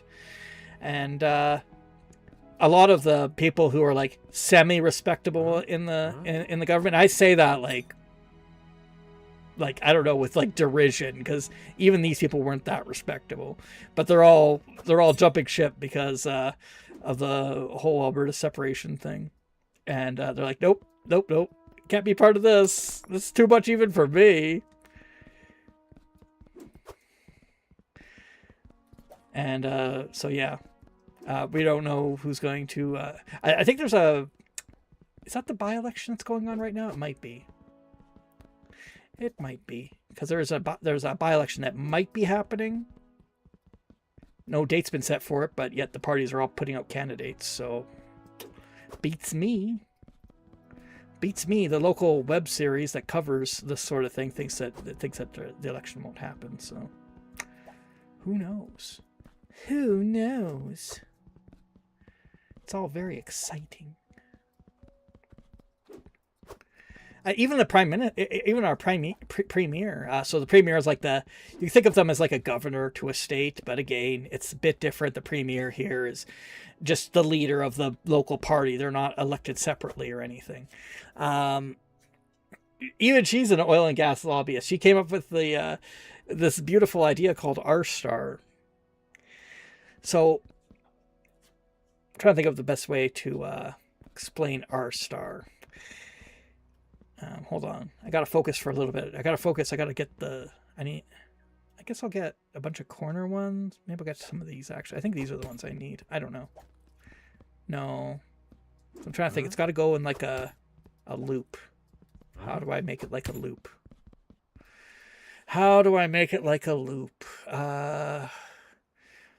Because I'm gonna need like one of these things. Equals great. Well, no, I'm gonna have to look and see what the logic output. So I'm gonna need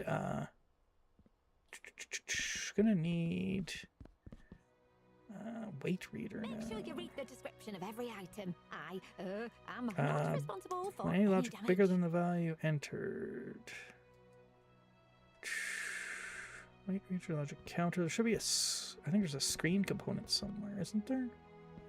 Or am I?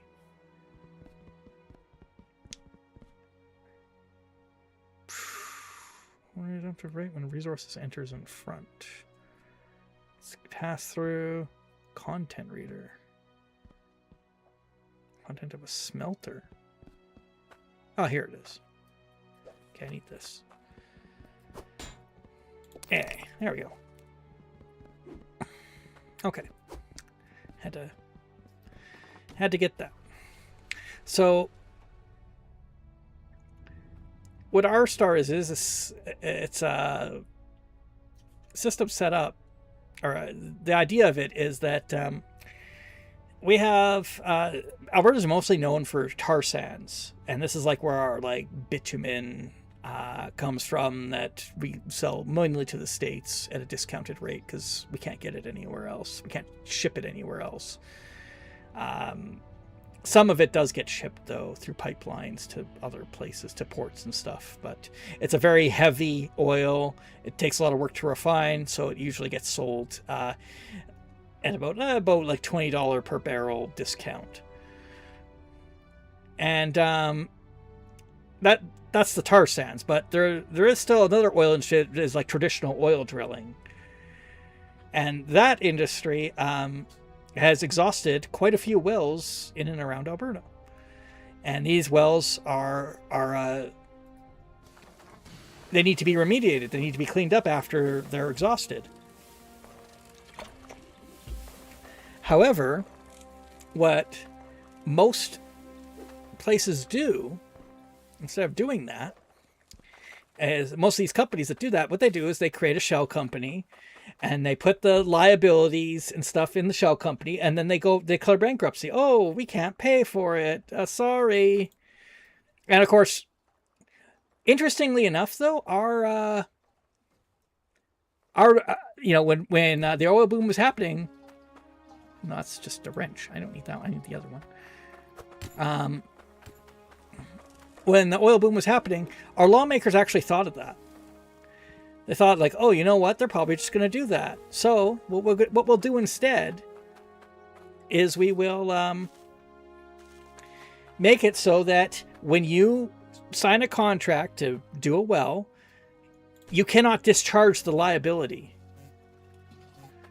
So what happens is, even if they declare bankruptcy, the liability cannot be discharged. They're still stuck with it.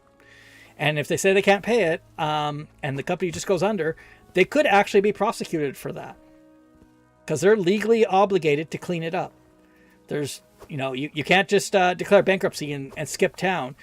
Your name is on the company. You're an owner. You have to clean it up. There's no way around it. Unless, of course, you just buy out all the the government's like, bought out and controlled by the oil lobby. Well, in that case, then no, you don't have to clean it up because the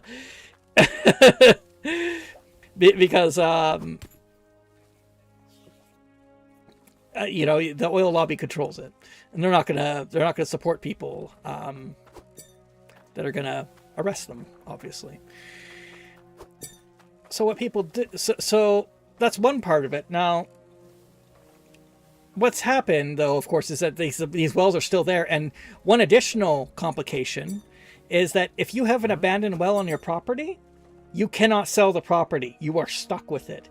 You can't sell it. You have to pay. You still have to pay the property taxes and whatever else you got to pay to have a property. But you are stuck with it. So if you're a farmer, you had a lease, you are stuck with that now. Like, you are stuck with that property. If you want to sell, you want to retire or something, you can't. You're not allowed. Sorry.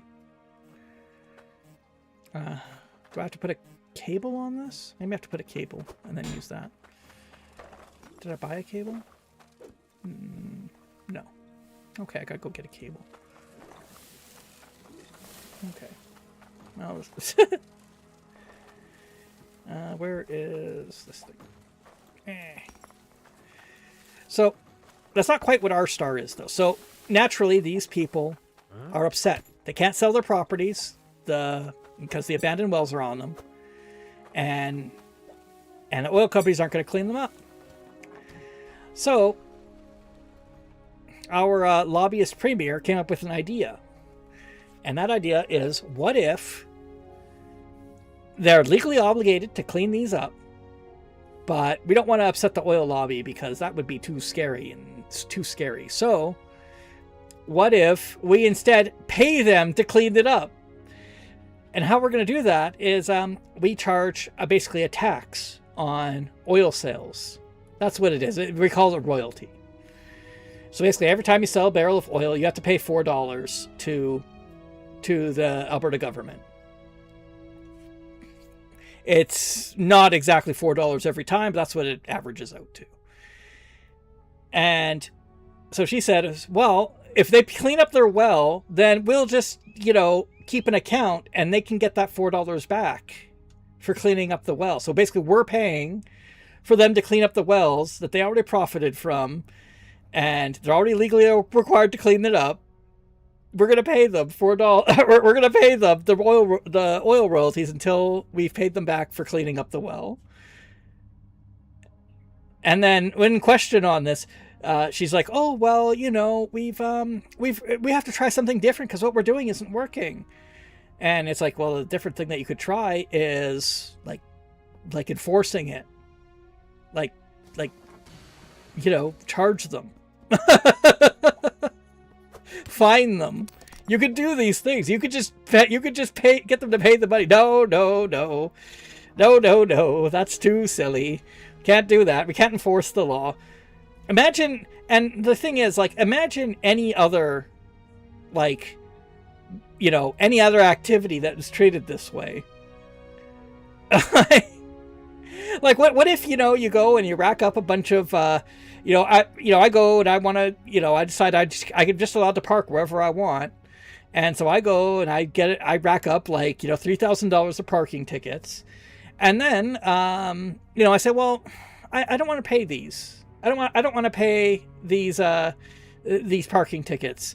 And they say, okay, well, here, how about this? Yeah, we understand that you don't want to pay your parking tickets for doing things that you're legally not supposed to be doing. So how about we will just take it off your taxes. So when you pay your taxes, you will just pay a little bit less tax, and then you can pay for the parking tickets.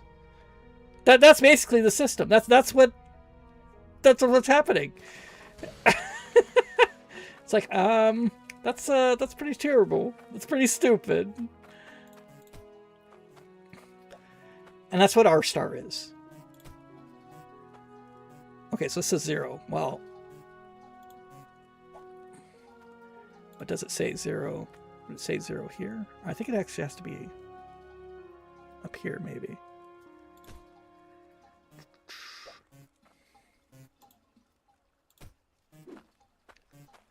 Okay, 22. So this one's 22. And then what if I repair it? Does it go back up to full? 100. Okay, let's go back and look at the logic components again.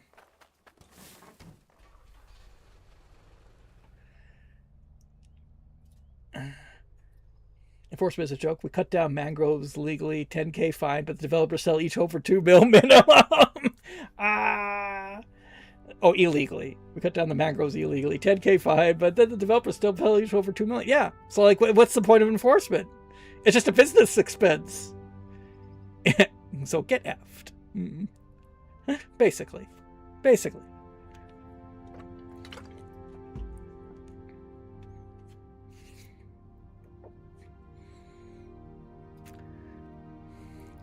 So yeah, and I mean, the thing is, like, our premier is basically like a miniature version of Donald Trump.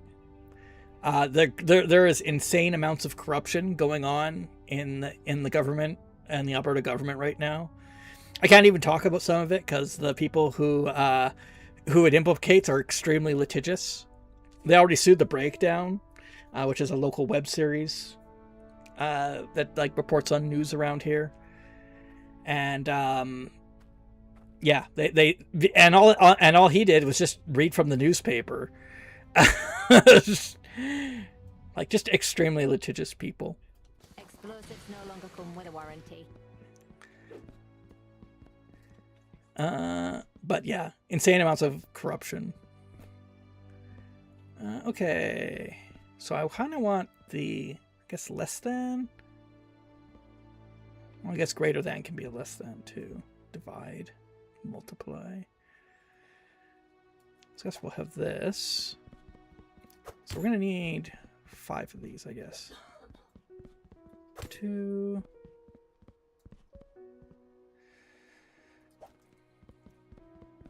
3. 4. Okay, so I need 5 of these. And then I can input a number, so I guess I need 5 of these. Actually, I could probably just do it with 1, and then a bunch of these, I guess. 5 of these. 1, 2, 3, 4, 5. Buy those, and then I'm gonna need some cables for oh my god. Well, I can set up this. I gotta set up like one at a time because it's hard for me to, I could get like some paper or MS Paint and start like drawing out designs, but I'll just take more time and just keep construct this slowly. The system. It'll be good once it's done. But, so I have all of those, and then I guess I would need 2 corners per one. That's what I'm thinking. I think I need 2 of these so then it can, right? I have 2. I don't know. Hold on. I'm gonna go and hook these up and see how they go together first before I get more.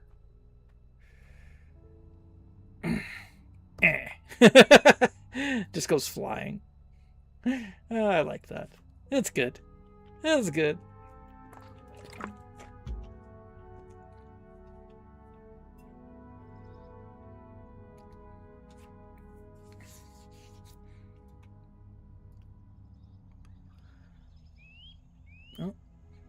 Oh, no. Oh no. This isn't the way I want to go. Off-roading. Okay. There. So I want to get this self-repair system set up so that I can leave it for longer periods, and I'll go back and I probably will have enough to get a tier 2 harvester, and then by that time, and then I can start setting things up over there.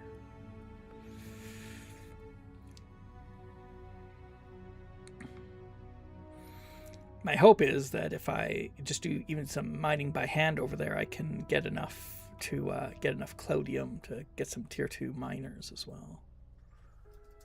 Oh, tomato tree planted. Ooh, it's got 3 tomatoes this time. Isn't that exciting? Okay.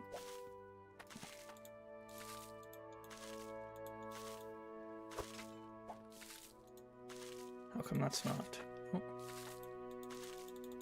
I can't get rid of it now. Nope. Okay. Oh, there we go. Cover those up. So I can do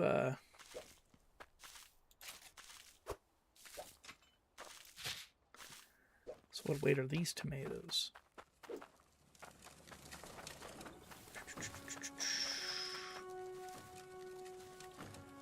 1.88. I'll just save them for now. I don't want to get into farming right now. I don't want to deal with farming right now. Okay, give me my keypad. Oops. Yeah, just jump right into the pit. That's fine. That's fine. How do we get out of here? Let me out. Let me out, let me out, let me out. Okay, just put that there for now.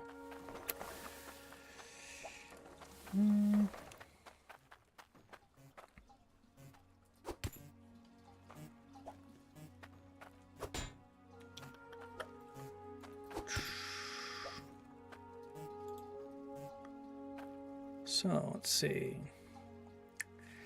Greater than or equal to. So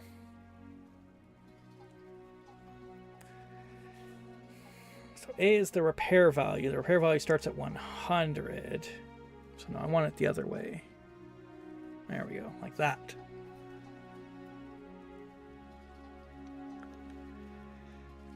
Like that. Set the rest of these sensors. These sensors.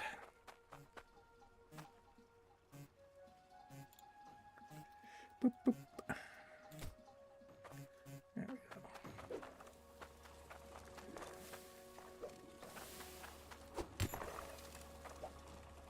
No. I don't want the logic ones.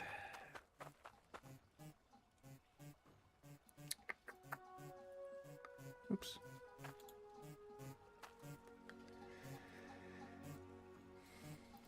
There we go. That should be right. Yeah.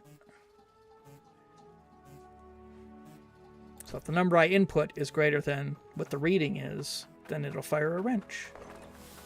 And I can set the number to be whatever I want it to be.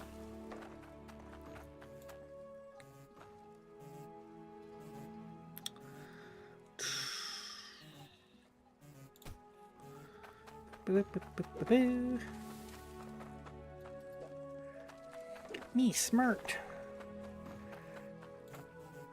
Me so smart. Oh my goodness. My goodness, my goodness.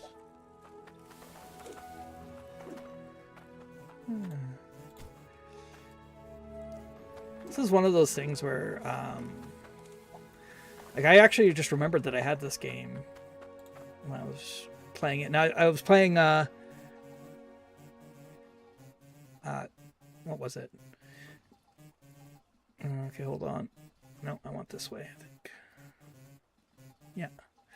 I was playing, Gold Mining Simulator 2 on stream. I'm like, oh, you know, that could be fun. I could play that again. And then I'm just like, well, wait a minute. I already have a game that is similar to that, and it's this game. And a lot of times, you know, there are games that you have already that are basically just like the games that you're going to buy, but, you know, they're not, and it's like the new game isn't even meaningfully better. It's just a little bit different. And I'm like, well, you know, maybe I should just play the game that I have. And I did, and I'm enjoying it.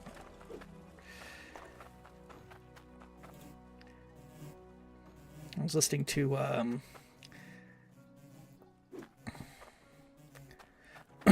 okay, so I'm gonna need, yeah, that's where I need the T cables now. I need them on top.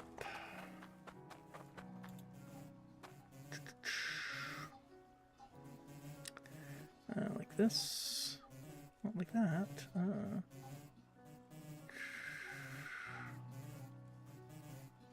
Why? Okay, there we go. Oh, not quite. Yeah. Okay. One of the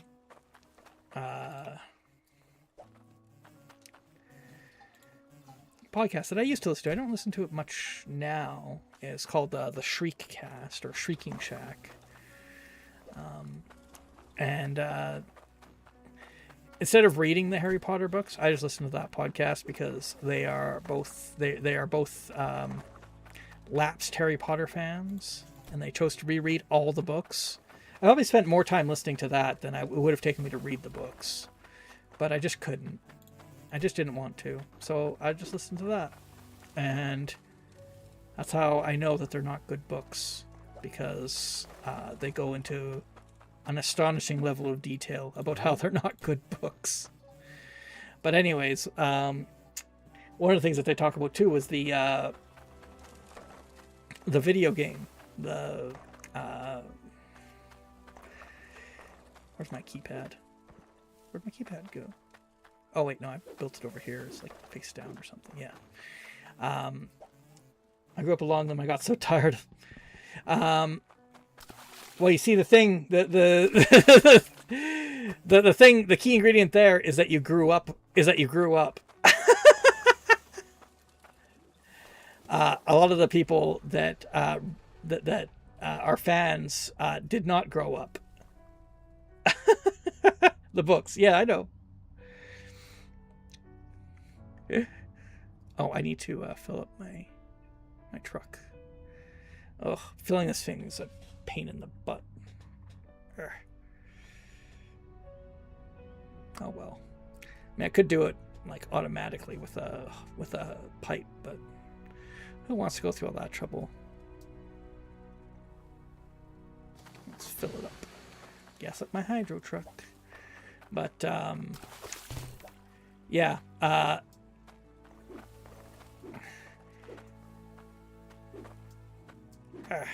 But yeah, one of the things was when the Hogwarts Legacy game came out, right?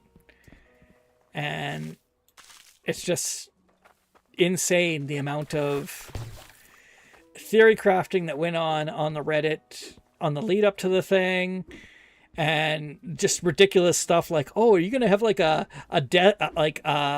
Dementor internship? Your Dementor internship?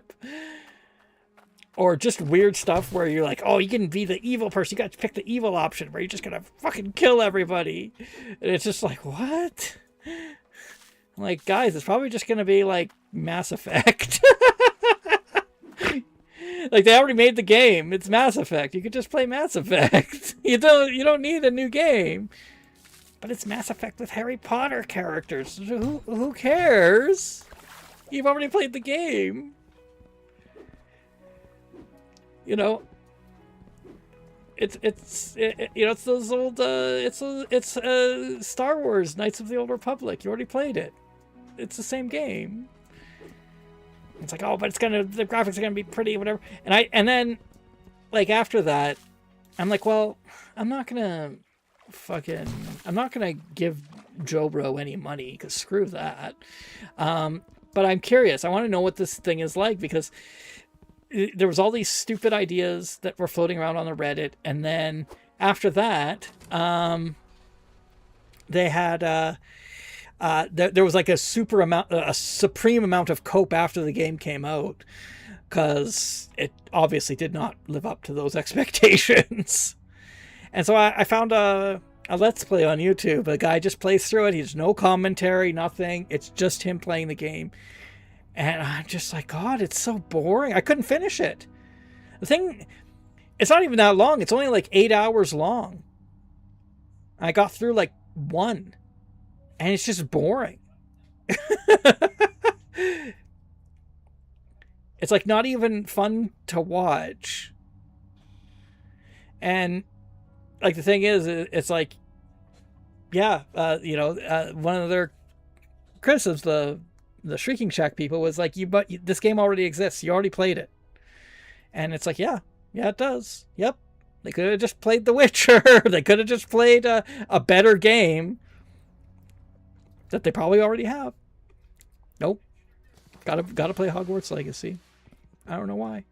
I have no idea why. My lads work great for And it's probably because I'm a super fan. I gotta buy everything that comes out. And of course, that's the other issue too, is the previous Harry Potter licensed games are not that great. They're pretty bad. Let's see. So it's gonna come out. It's gonna be 1, 2. Oh God, I'm gonna need so I'm gonna need a ton of these corner pieces and straight pieces. So just buy a load of them. I could count it out, but I'm way too lazy for that kind of work. So I'm just gonna do it. I'm just gonna buy a whole bunch of them. But yeah, it got me thinking. I'm like, well, I have this game, and I've never actually completed it or anything. I play it for a bit off and on, and I'm like, well, you know what? I'm gonna start again, and we'll see. And this is actually a better game than Gold Mining Simulator. It's better put together. For Gold Mining Simulator, the graphics are better, even though they're stylized. And yeah, so I'm having fun. I'm glad I picked this up again.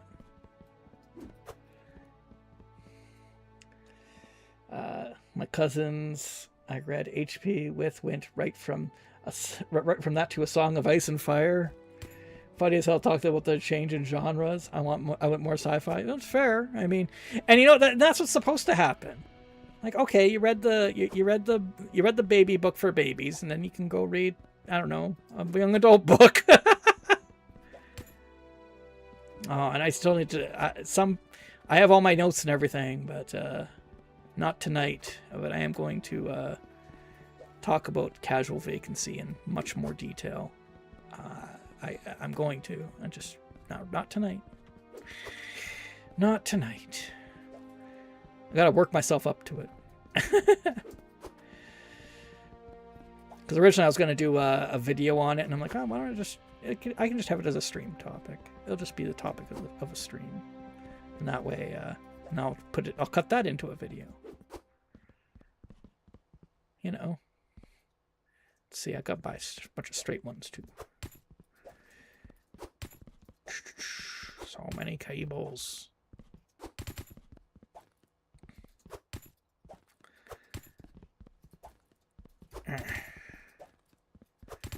Yeah, I do want to read Fountainhead at some point.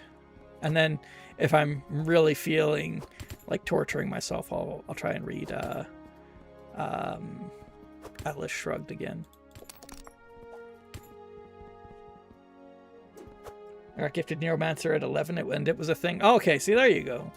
I've not read Neuromancer, but I've heard good things.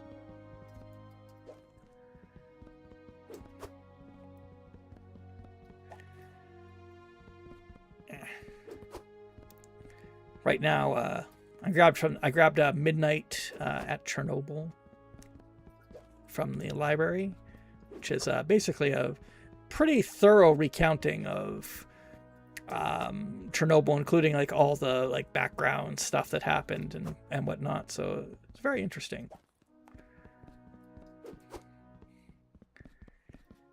Another book that you know, people who are like left leaning but are actually just like you know, left mega types should read, because it really it does a good job of explaining what the problems in like Soviet society were. And there was a lot of them. It was not a good place. It was not a good place to live. I blame it entirely. Never heard of it. Yeah, that's fine. You know what? I didn't hear of it either, but I saw it just on the shelf, and I'm like, you know what? This is it. Because that's why I go to the library and I just look through the shelves. That's a good way to find books that you never would have even thought of, right? Just go browse. And I'm like, this actually looks really interesting. So it was a New York Times bestseller, even though like those lists are like all completely cooked. Usually what happens there is that somebody, might even be the publisher themselves, will just bulk buy a ton of books and then just gift them to a bunch of people. And that's how you get on a New York Times bestseller list.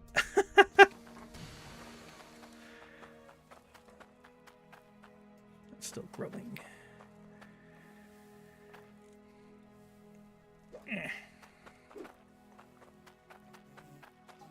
Okay. Oh. I like that noise. It's a good noise. Okay, I need my elbow piece. My elbows.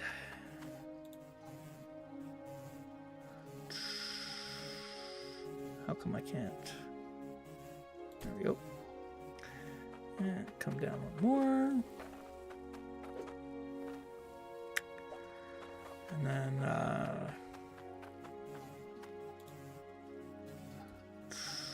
no. There we go.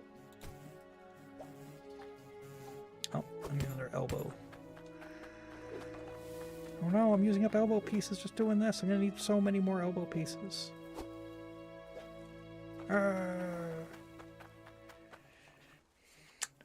Ben Bova, some good sci-fi. I learned a lot of actual astronomy from his stuff. He's a weird dude, but I love the stuff. I don't know who that is.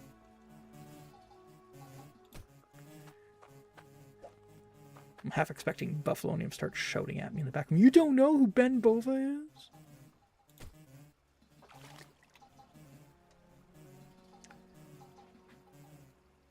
So let's put this at like, say, 20. So 20 greater than the current value.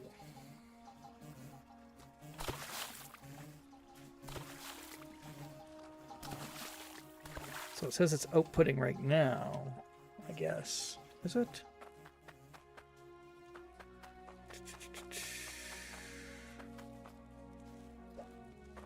Let's see. Sorry, I don't either.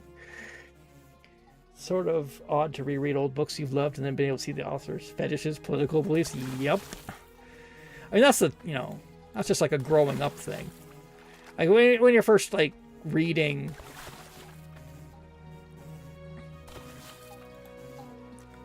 Hold on. 1. 0. Okay.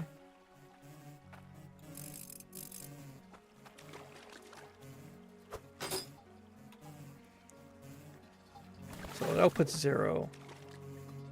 When the durability is less than 20, it'll output a 1. Okay, that's what I want. Actually. Okay, so now this thing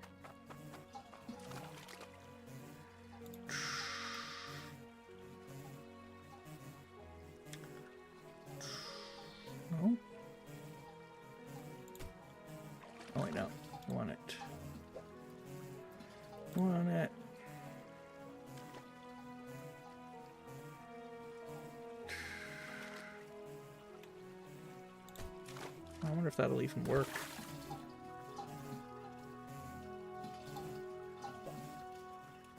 Huh? But is this even gonna output if it's like that? I don't know. Guess we'll have to see.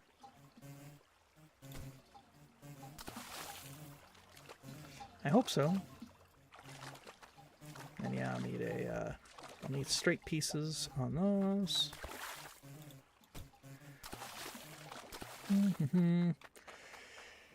Alistair Reynolds is great too. Yeah, sadly, although I have read a lot, it's mostly nonfiction, which I am trying to fix. But even Midnight Eternal was also nonfiction, but it is narrativized.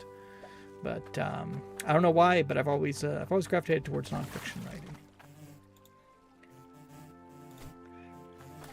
Again, it's something I'm trying to fix because I think a large part of it is that I never really used to like the thing that I actually like about reading even fiction now is doing like analysis on like the themes and stuff.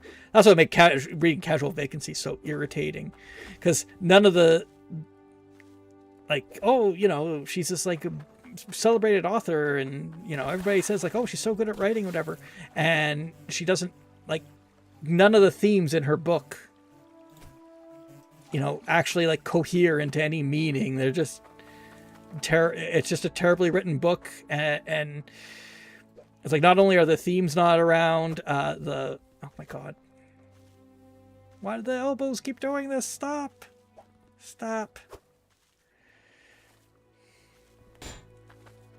I'm so mad. Huh? There we go. I'll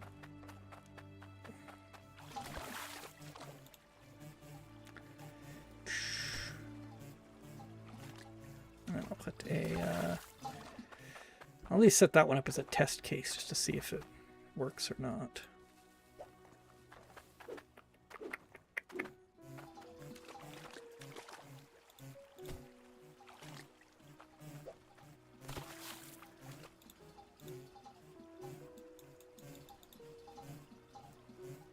Okay, there we go. So it's got one spanner. So we'll see if it ever actually fixes it.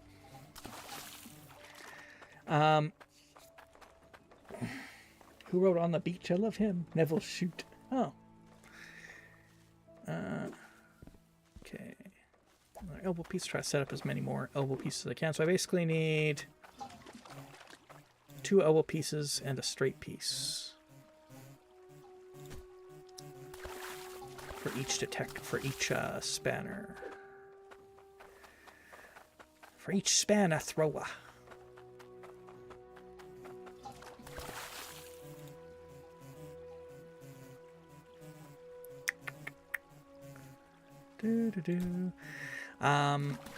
Although I do have a favorite fiction book, so there's that, which is House of Leaves, which is a really, really good book. And I do plan on talking about that on stream too. I have notes for that I'd like to talk about. But again, not today. And that one's going to be like... I don't think I'll ever run out of things to talk about with that book. It's just extremely well written, and there is a ton of themes and stuff going on there. It's one of those books that you have to read like a million times. My mom grew up next to an Air Force base and had a full dose of Cold War fear. She read a lot of apocalyptical fiction and passed that love to me. I want to read it and I haven't read it. You definitely should. You definitely should. It's really good. It's one of those books where, like, you can tell that he'd done some thinking on like, you know, like where things are, like how things are and where things are going. And so there's actually some parts of there where it's like, it's almost like prescient. Another book that I'm still working on is Infinite Jest. That is a very difficult read, though.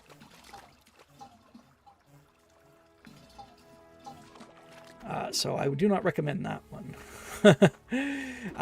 Not yet. It's a good book, but it's difficult. You're gonna that one is like, okay, you gotta like stop and actually like try to consider what the book is saying, and you know,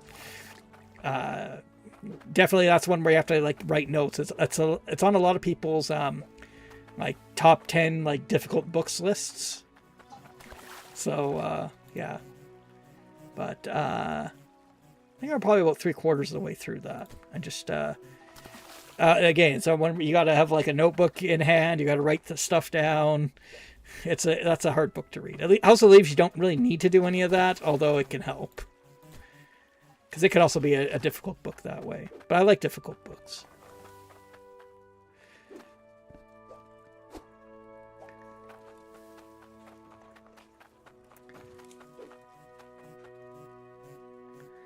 Oh.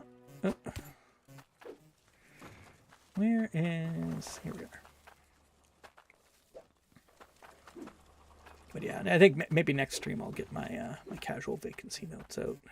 I can just talk about that when there's not too much going on. Come on. You can do it. There we go. Uh-huh. No. There we go.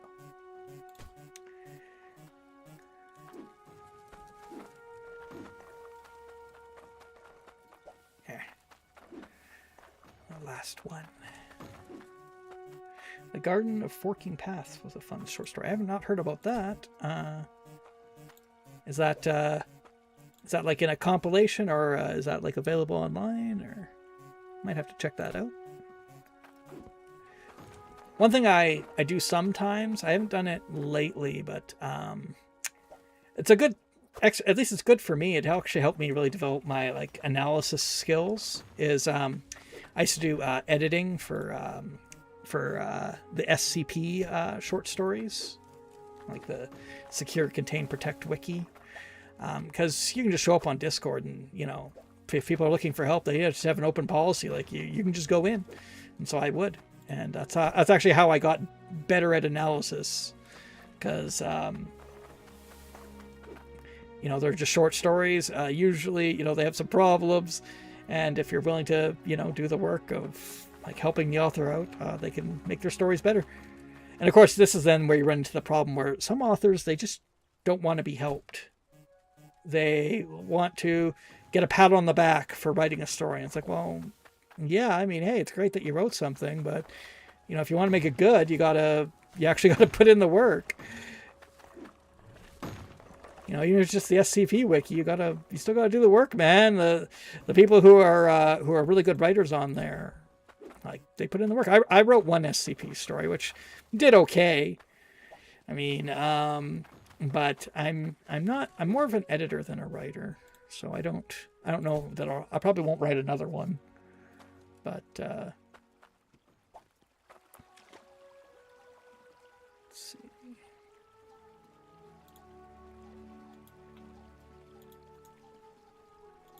Huh? How do I load? Can I not load you? I can't load these? What? Okay, I loaded it in there somehow. Do I have to look at the number plate, maybe?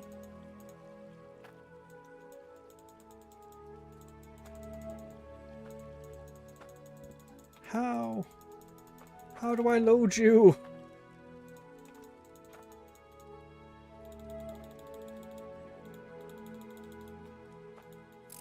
Okay, so it is mouse click. Oh, just drop it on. Okay, no, it just repaired everything for some reason. It's like, this is, okay, hold on. Why did it do that? It shouldn't have.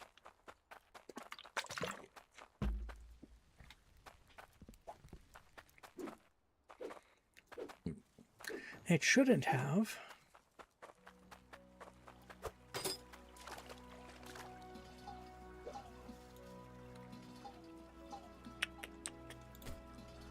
Without putting one all the time.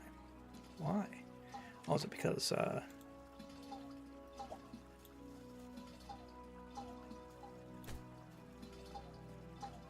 Still outputting 1. Well, what's the actual number that it's outputting, I wonder?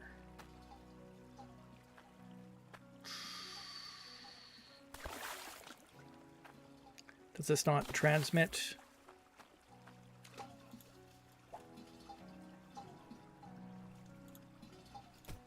This one's outputting 0. I know there's a magnifying glass thing I can get. I don't think it's here, unfortunately. Take a look at my goods. Unfortunately, I might have to go to the other store to get it. Because there's a magnifying glass that you can use to determine durability. I guess if it was available, it would be here. The better the resources. Okay. Well, let's go get that, because I need to see what the durability is as well. I think it's more important for me to see what the number that this thing's outputting is.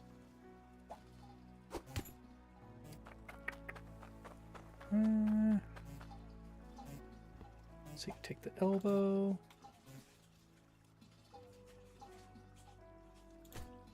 Put that there.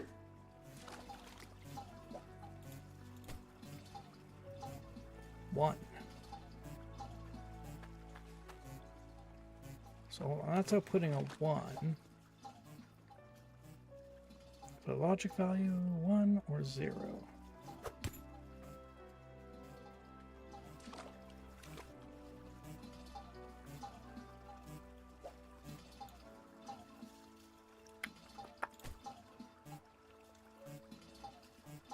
Well, durability isn't 0, I know that. Oh, yes it is. Okay.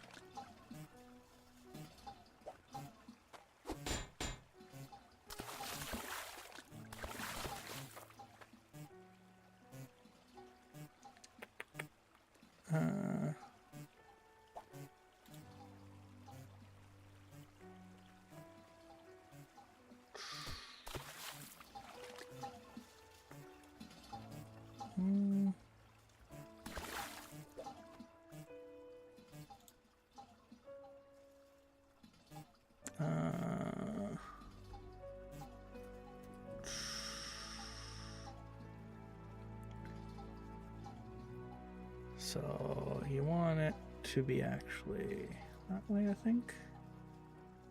Yeah.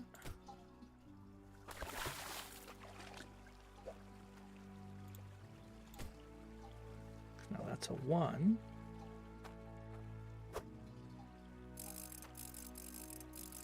No, it's not firing onto it.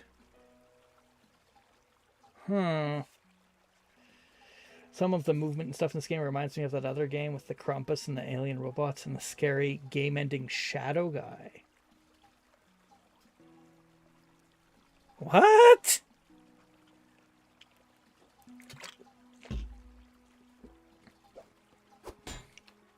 I have no idea what that is.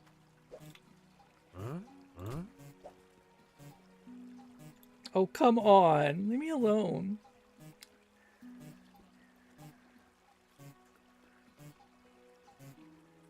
You had the presents every night. Don't think it's gonna work there. Presents every night. I don't know why it's not ringing any bells. And a creepy video. Oh! The help, you're answering phone calls. Oh frick, what game was that? A little ATV you drive? No, okay, no, not phone calls then. I was thinking of the tech support hotline game. ATV. I know it's wrong. Shut up. I know it's wrong. Why do you pick on me so much?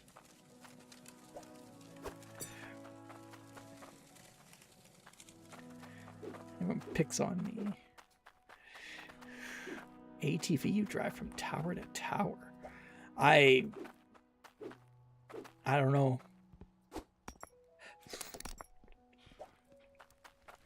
ATV.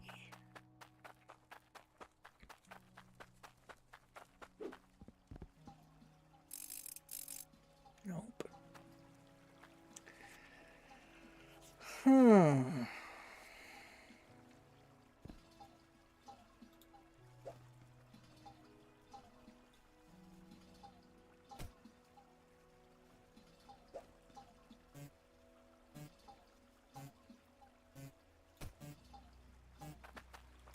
The only problem is, like, say for this one,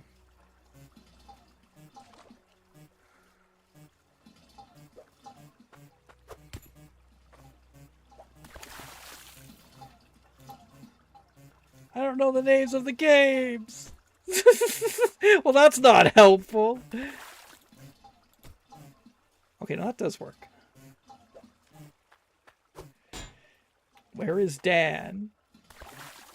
What makes you think he's gonna know? Nuclear Dan only knows about like roadcraft and SnowRunner. That's his area of expertise.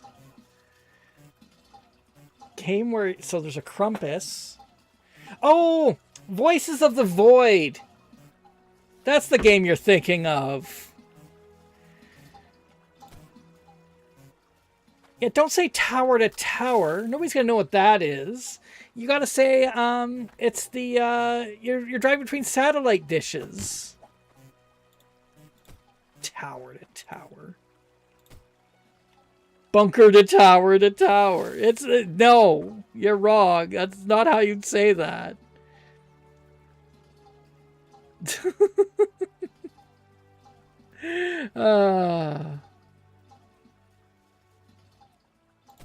is the kind of banter you miss out when you don't watch the Yorp stream. Okay, there, do it that way. Now it should work. Tower to tower. Yeah, Voices of the Void's a good game. Bridgeport has a lot more items to purchase. The movement of this game reminds you of Voices of the Void. Not sure I see it.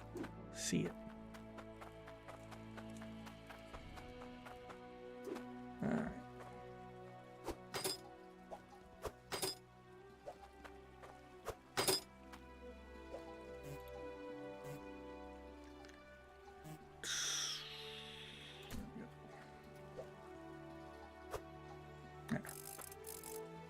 There, perfect.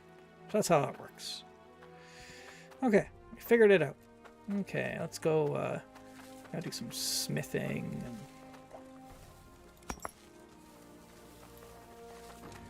get some money. Unless I put it on my truck already. I thought I had money. I need some more money to afford. What? Okay. The water just bounces off. Big annoying towers. You have to turn the machines on again because they have issues, I assume, because of underfunding. Because the aliens do arrive and they're not nice, but your government doesn't care. I'm not sure like what the ending of that thing is supposed to be. Like, is it that they don't care? I mean, and also the aliens don't really seem to care either. They just they just don't like it when you're in their way. So, like, what's going on with that, right? Why are they, like, what are the aliens there to do? What's happening?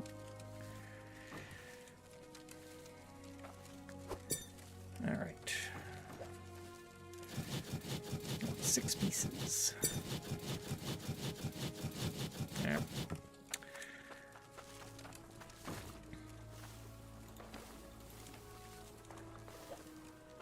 Go.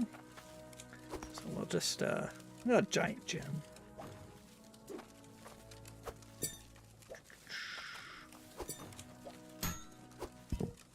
Alright, we will,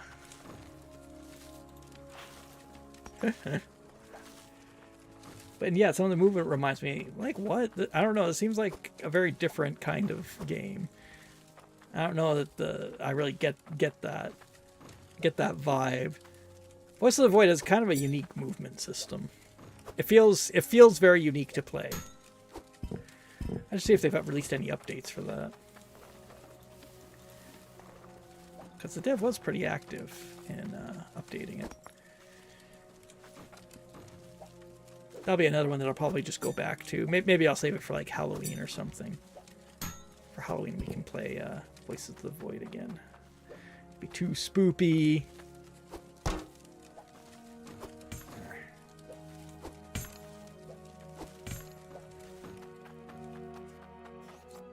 Too spoopy. You reckon you could get this for me? Yeah, that was just the way you move in these games. That's janky. Wow. You're just playing the games wrong. You just play the games in a way that's stupid. Might be shiny, but you need It's not the games that remind me, it's the way you play them. Why so long? Are you anti-spoop? Well, I gotta check to see if these even updated anything. And, because you don't want to play those kind of things too close together. Look, all the die-hard fans already remember the last Voices of the Void game I played. They all remember. So all the jokes will be the same, and, you know, nobody's going to be having a good time. Everybody's going to be upset. So I gotta wait. I gotta wait until people forget a little bit. Otherwise, they'll get mad at me for this bad content. They're already mad. It's fine. I certainly won't be having a good time. You never have a good time. That's why you don't watch. My own wife doesn't watch my streams, guys. If that's not worth a like and subscribe, I don't know what is. I'm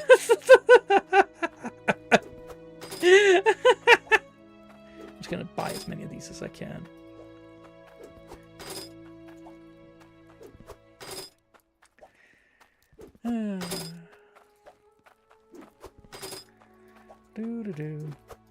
That freaking guy is just a black shadow that goes through walls. I couldn't get it out of my head for the longest time.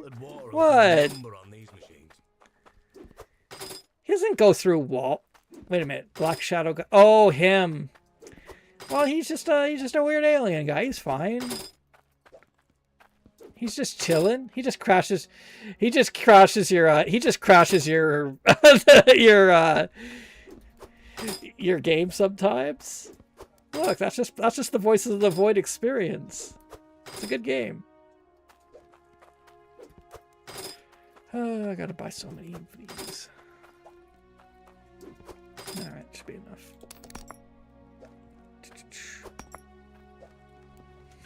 Ring that bell icon. Yeah, don't forget to ring that bell. And shamash that subscribe button. And, I don't know, shajash the like button. And leave a comment.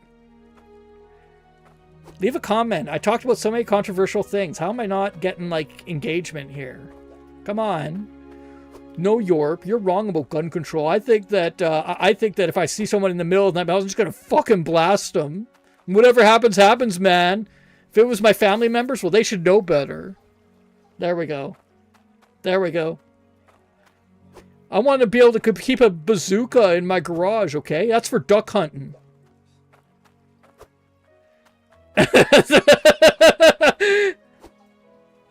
Danger! Close that comment section! Danger! Danger, Will Robinson!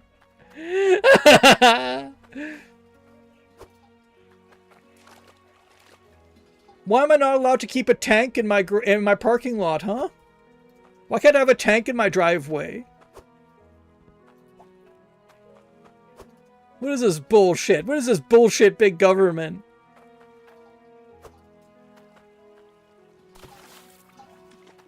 Let's see. There we go. See? You can, but it has to be pink and flowery. It has to be a hippie tank.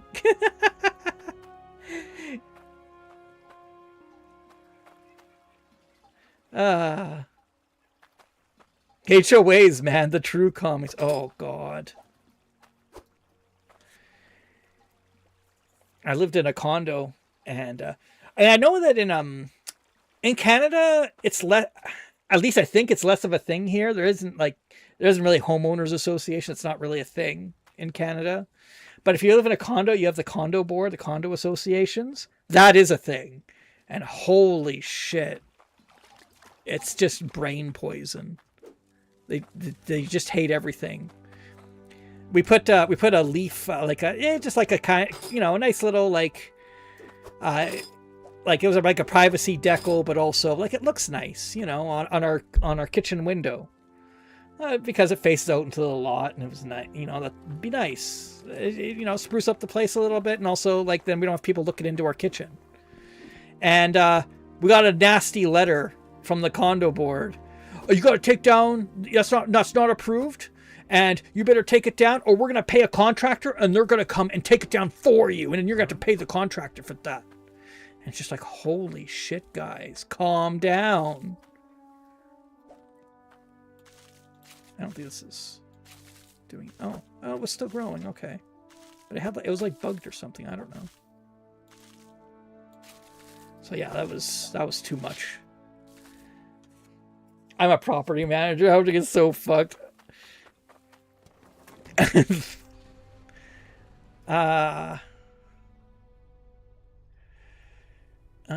Okay, so that's all set up. Yeah, I think I'm just gonna I don't really need I just need one bucket, which I have, I think. Do I have a bucket? Yeah. Okay. No, I should be fine then. I gotta get Tech 2 harvester. I gotta get Tier 2 harvester though, so I'll bring this with me. How much do I have here? 215. Okay, well that's a lot. So that'll be enough for a harvester. Okay. And maybe I'll grab a tool kit while I'm here too, so I can fix it. Because for now, I'm just going to mine by hand over there, just to see what I get.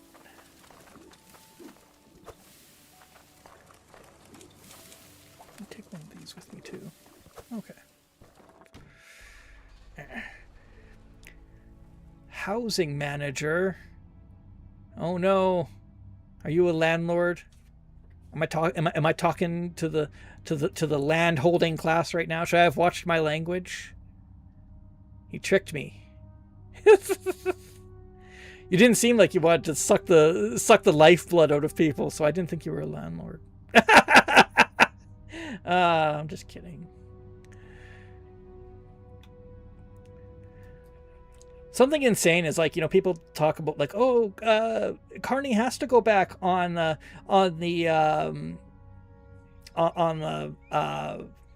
climate goals because we oil and gas is like 20% of our economy or something, and it's not 20%. I've heard that number thrown around, but doesn't seem accurate to me, because when I looked at the actual Stats Can thing, oil and gas only comes out to...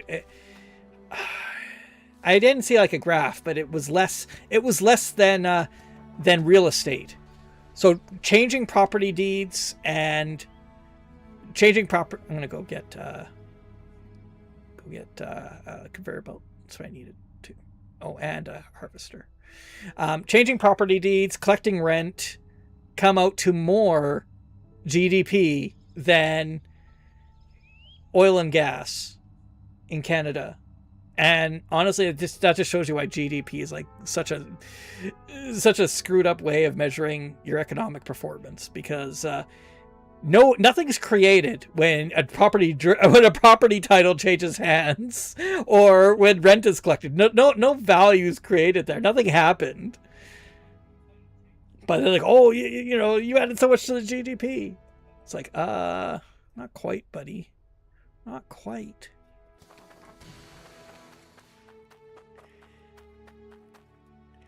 I do work for one store. I do hate my fellow men. I hate some of my fellow men. Most of my job is reminding people they can't ignore their lease and just not take care of shit. Like, if you get you a washer and dryer, you gotta take care of it. Yeah, that'd be nice, wouldn't it? Oh, man. That was one thing. We have, in the condo complex that we lived at, there was a dumpster, right? And so it's this where the city picks up the garbage. It's like the dumpster. You got to take out your trash to the dumpster. It's very basic stuff. Everybody knows how that works. And I don't want to leave my money here.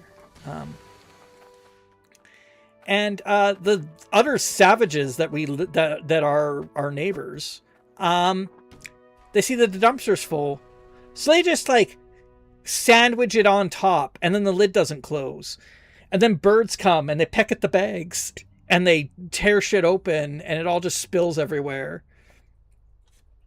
And then our lot is just full of garbage because these savages can't just like wait till the garbage truck comes. It was so yeah. And then Buffalo was reminding me that there were people that would they just leave the bag next to the bins. It's like, what guy, what's gonna happen? You think someone's gonna come? You think the garbage rad's gonna get out and pick that shit up? No, they're not. Residential garbage collection is just you put the forks in the bin, you put the bin in the truck, and then you go to the next place. They don't even get out of the fucking thing, man. They don't care. They're not getting out of there. Oh God. The people that we were forced to our neighbors were, I mean, I don't want to use the word, I don't really want to, use the word degenerate, but that's what they were. That's what they were. It was so irritating. They just didn't care about anything or anyone. We had raccoons that love our garbage. They fight the cats all the time. I got woken up at 3 a.m. when a cat and a coon got in a death match under my home. Ooh. Jeez. That's something, man. That's something. Oh. Yeah. I don't know why people just couldn't wait. Just wait a little bit. The garbage truck will come.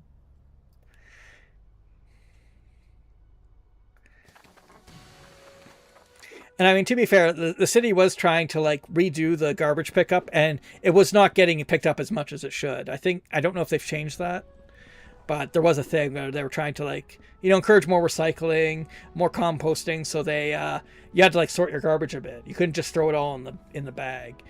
And I still don't think that people were doing that. So that's probably why the bin was getting over capacity.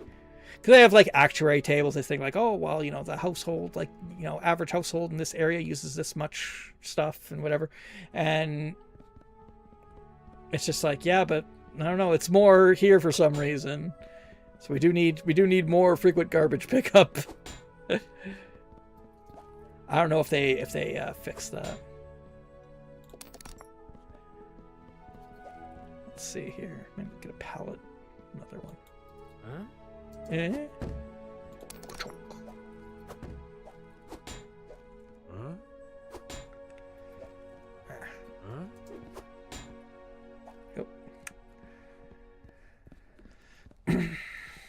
If I was smart, I would take my cart over here, because the cart does not have nearly as bad a movement penalty as this.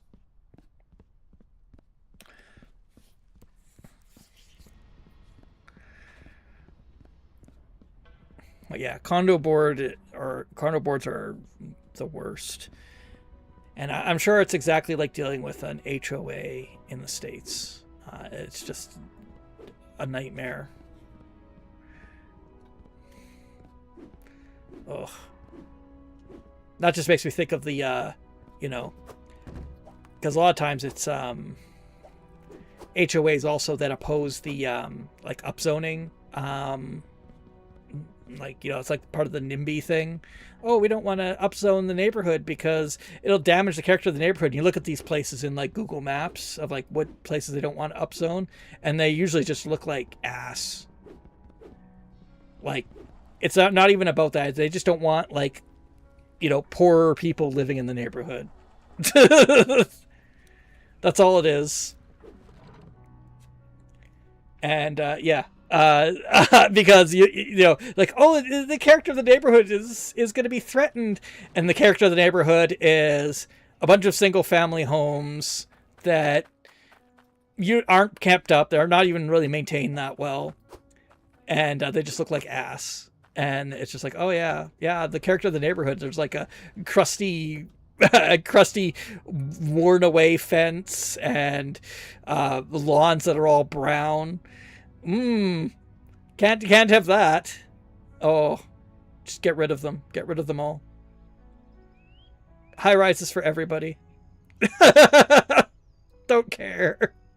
Oh wait, I forgot to get my harvester.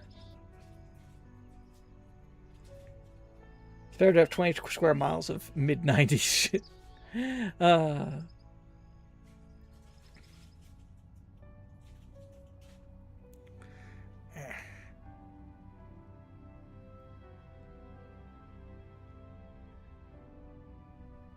I have to look into this because the whole thing of like even having lawns, I don't even understand like what the appeal is. I mean, you know, I hate having a lawn. I hate it. You got to mow the thing so often. Almost died the other day because it's so hot.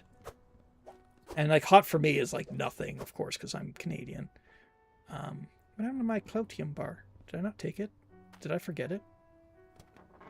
Let's go check. I thought I brought it. I need it for the tier 2 harvester. My cola council is pretty much entirely funded by developers. Of course it is. Why wouldn't it be? Oh, local. Yeah.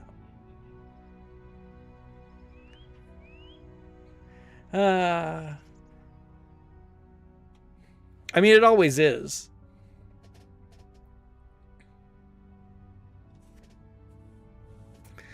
It always is.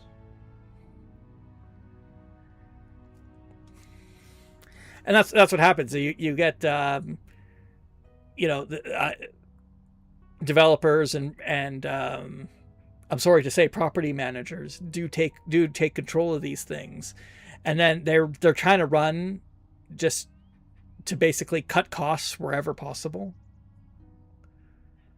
And it's like, can we like have can we have like a nice neighborhood? No. Screw you. Okay, there we go. Grind this one up for more seeds.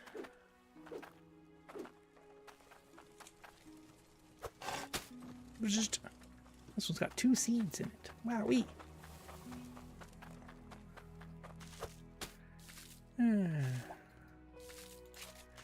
I could probably be making this farm bigger, but because I could put in some T-pipes and stuff, but I'm not going to worry about it right now. I don't resent it. It's true. Okay.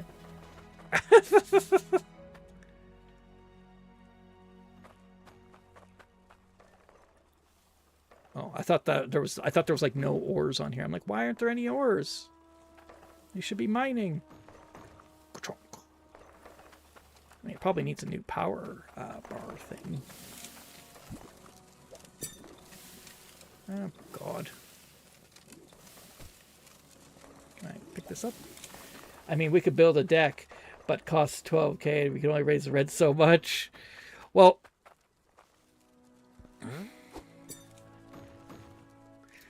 but here's the thing. And maybe you can help correct my interpretation. Maybe my interpretation is wrong. It might be. But, well, actually, I mean, I guess, but like your company owns the places, right? Is that true or not? Because I don't know.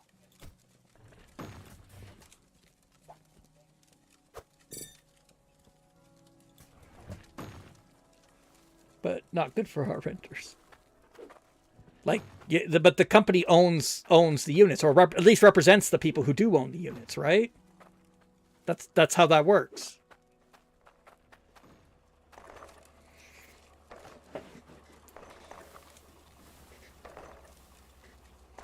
because my thinking, because I've heard this argument before. I hear this, this is actually pretty big in New York City right now. They're against Mom Donnie's rent freeze. Oh, the rent freeze means that, we're just not going to improve the units or whatever. And it's like, you own the units. When you maintain the units, when you build a deck or take out the asbestos or, repaint the wall or whatever you're doing, that's a capital cost. You are getting that money back already in the asset value because the house is an asset. And when you improve the asset, it gains value. But instead, you're just punishing the renters because you're mad that they're not paying you to make a profit on the rent as well as upkeep the asset. Like, it's an asset. You could sell it. That's how that works, right? I don't think I'm a moron. I think that's exactly how that works. but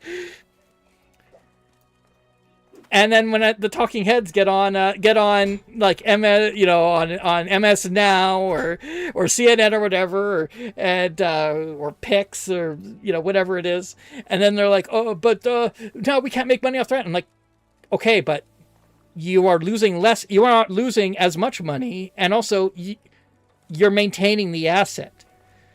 And I mean, the problem is like, okay, if it's so bad, oh, I can't make money, then sell it. And somebody else who saved up their money and can put 50% down can buy it, put in the upgrades, or actually, ideally what you do is you put in the upgrades yourself, then you sell it, so because that's the economics of house flipping, right?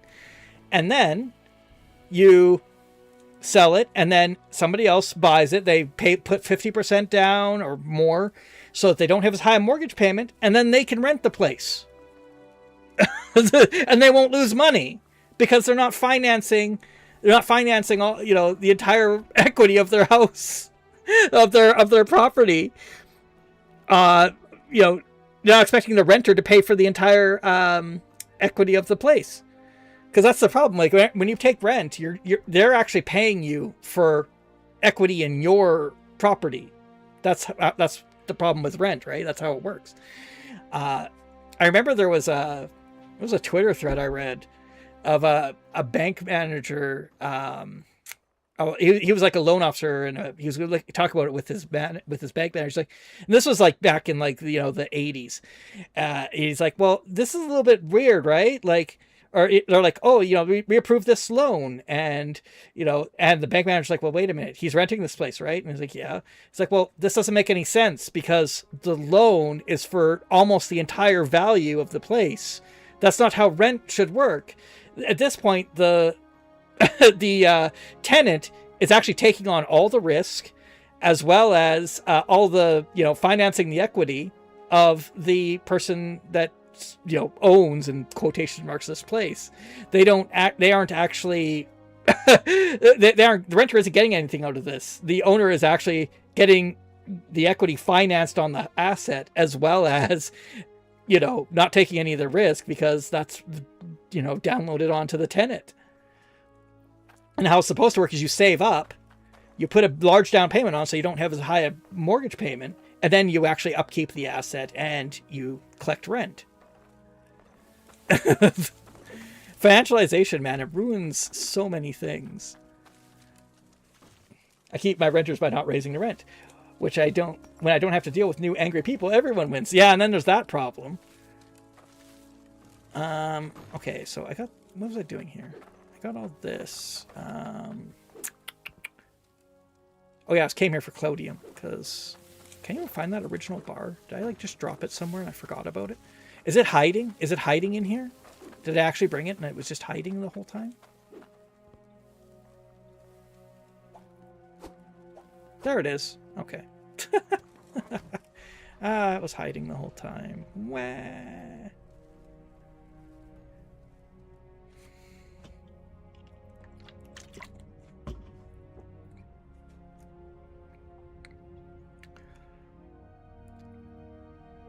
I know when I'm going to make that into a clip, and I'm going to post it. And probably what happened is nobody will do anything because nobody watches my videos. But if they do, if it makes the rounds, I'm going to get like some 3 IQ responses from landlords that fully finance their houses. That's what's going to happen. And it's going to be so infuriating to read. And I'm going to go on another rant because that's what's going to happen. I still have to do my little bit on Alberta separation because I got a pretty stupid response on that video. I got to go through it. I got to tell you. Gotta tell everybody how dumb somebody on the internet was being. It's my job. That's what I'm here for. Happy to help. And it's gonna go, ah! And I live in the unit, so I can't just hide. Yep. Yeah. I remember when I was little, my dad and my brother, they lived in the apartment. Of course, they lived in the apartment that they rented. That makes sense. But the apartment manager also lived there, and they tried to keep on good terms with the apartment manager because they were always late paying their rent. So you want to be on good terms with the guy who collects the rent, so he doesn't like charge you a late fee or something.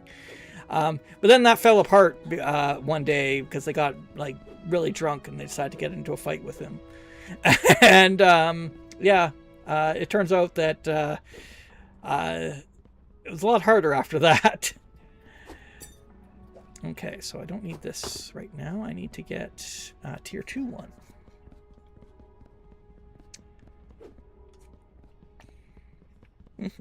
So yeah, that was always fraught with peril. Let's see, tier 2 harvester. Oh, an iron 80. That's not too bad. That's not too bad. Okay. Grab this, and then I can build it up. I'll build it up there.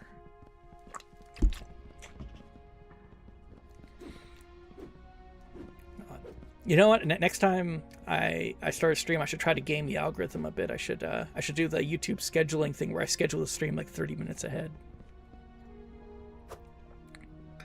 I always forget that I can do that.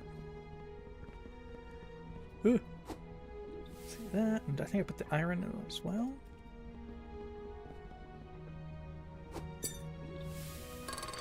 There we go. Yeah, tier 2.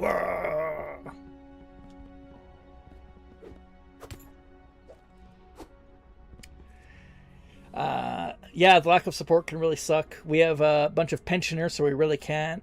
Oh, yeah, that'll do it. Oh man, you guys might be having a tough time if the Republicans can hang on to their seats in the midterms, because they're planning to come for Social Security next. So that could be tough for you guys. Ooh.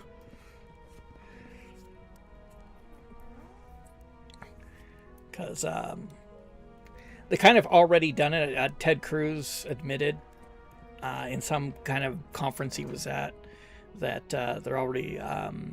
because they started with the Trump accounts, which is basically a privatized Social Security account that you start contributing to when you're younger. Oh, okay, good. Ah, land right in there. And yeah, it's the same thing. I feel like the grandson for 8 relative strangers. Oh, do you get? I imagine you get like crotchety old people like problems where I don't know. That might be a stereotype where they're not just rolling with things a little bit better. Let's see, do I pick up a straight pipe? Yeah. I would like 2 of those if I can.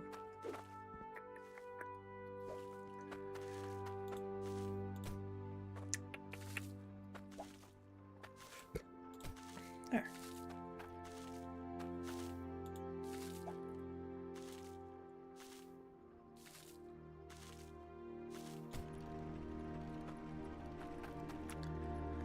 like that, and then it comes out here. I might want to...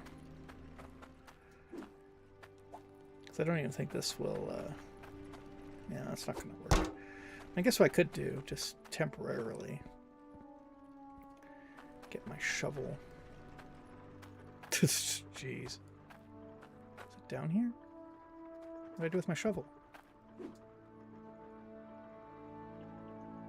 Like I was just a bunch of pipe pieces in the water down there. You know what? Wow, look at how fast I can go. Whee! Whoa. Let's see. Need a straight piece. And elevated piece. Upward conveyor, which I don't have. Yeah, I'll go get that. Maybe I'll get some building supplies. Clunes are a butt reflection of our souls. They can't do a bunch of stuff, yeah. Oh. That's annoying. That's annoying.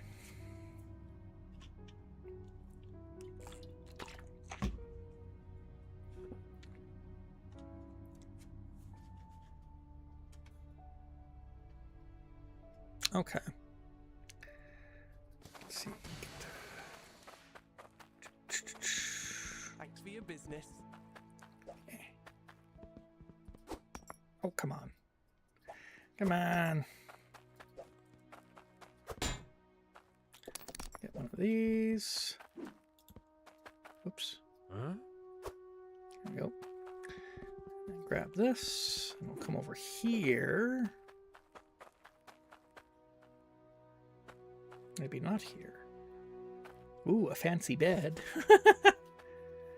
No, it's not here. There's a building place. Is this one? Housing. Yeah, here we are. Pull my vehicle up. And I can get some floorboards.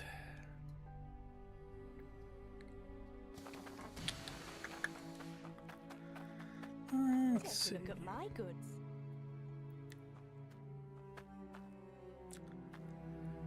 Pallet. You won't find better prices than these. Some of these floorboards. Get some stairs.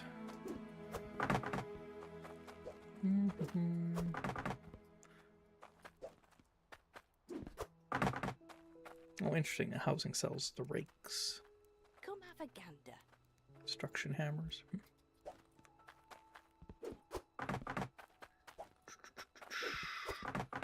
Bunch of stairs. Can make my mind a bit more homey. Isn't that nice? I do miss playing more Space Station 13.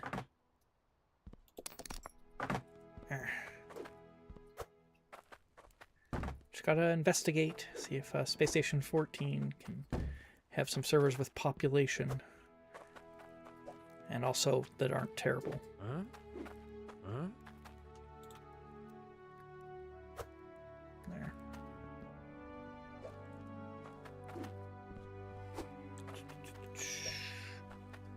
Because, yeah, I do like Goon Station, but there's just not many people on anymore. Which is kind of sad. But that's how it goes. People move on.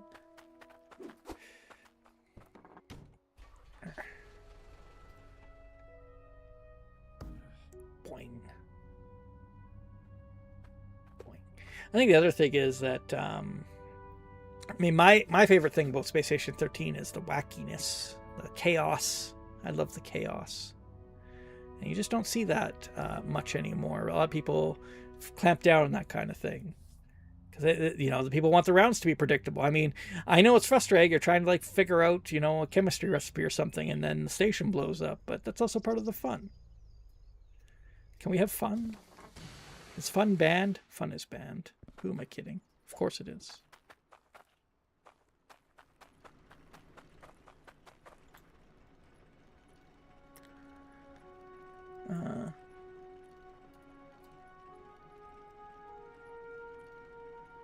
How do I... Why isn't this... There we go.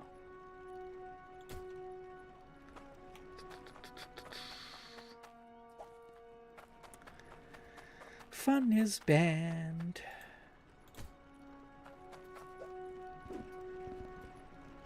There we go. And my upward conveyor can go here. There we go. And my bucket, go down there. Oh, look at it go. And we got some stairs.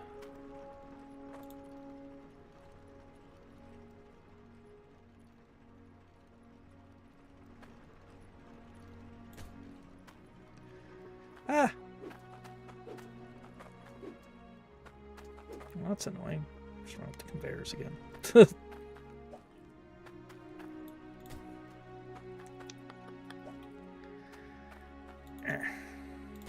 Oh, no. There are some mechanics I like out of Space Station 14 that the salvaging mechanic is neat. At least, you know, I don't know how it works in a regular station game, because I mainly just had it with Frontier Station, but it looks neat. So I kind of like that. I kind of like that. Ah, no, oh no, oh no. Great.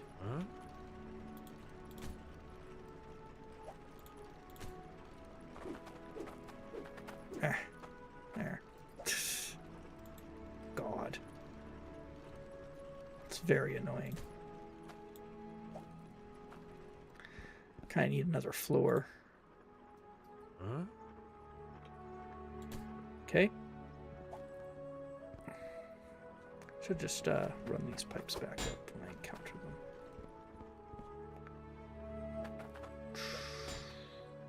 Because they don't really need to be down here. I guess it all depends. I don't know if I'm going to put an independent sorting center on this yet or not, because I might just put a bunch of drills and then just take the bucket back to the other place and sort it there, just because it's easier. I have to set up on the same auto repair system that I already got. At least now I have a better idea of what materials are required. I can take those scrap to the scrap dealer, but it's not like those were super expensive anyway. Added lost bucket to the rating list. I put that short out today. Didn't get too much traction on that, but it's still good. I'm happy with it. I'm happy it's there.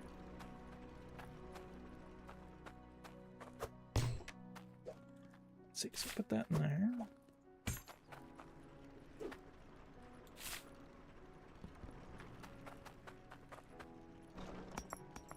There we go. Got a piece of iron. Isn't that nice? Alright. Let's drop that down. Huh. What we'll do is we'll start digging. Let's start digging. I'll dig at this gold vein first.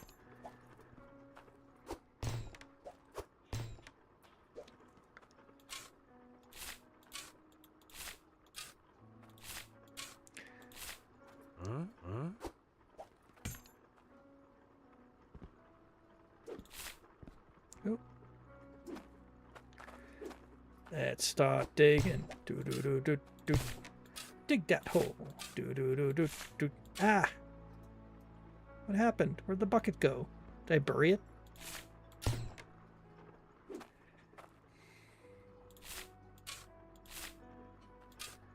Ah. He's been butt upon the butt. Thank you, Discount Down Bot. Your insights are always so valuable. Huh?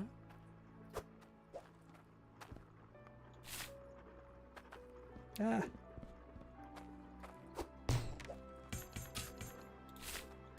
Doo-doo-doo. Huh? Huh?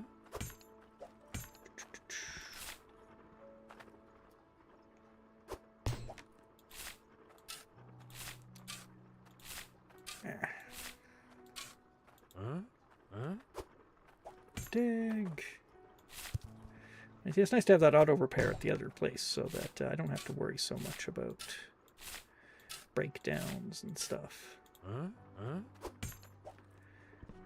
I know that place will keep trucking along.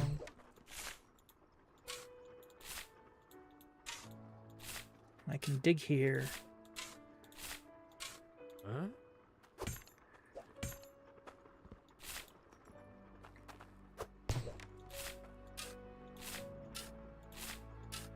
Yeah, I should. Huh? Huh?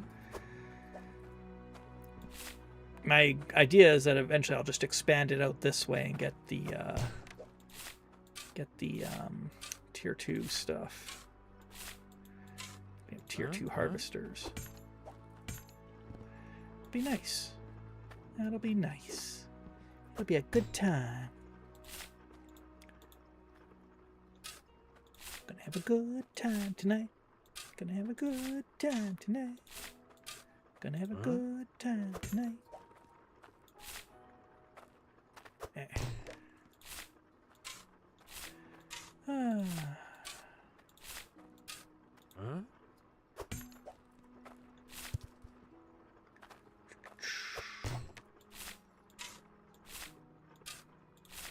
Rawr. Huh?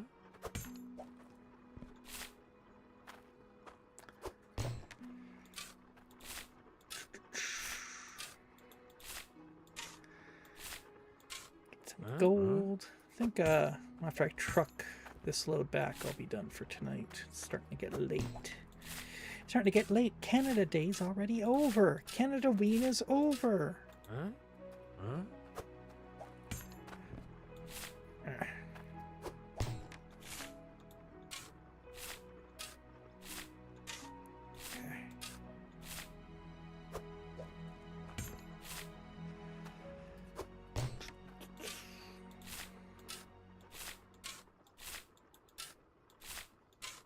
Huh? Huh? I thought that was like a cave for a minute or something. I don't know. There's no caves in this game.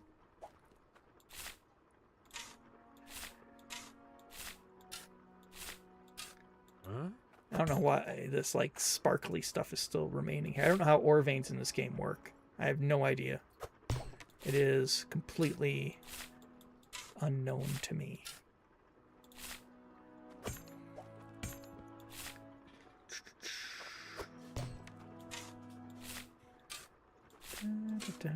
When I played last time, they didn't have ore veins or anything. I think they just came out with tier 3 stuff.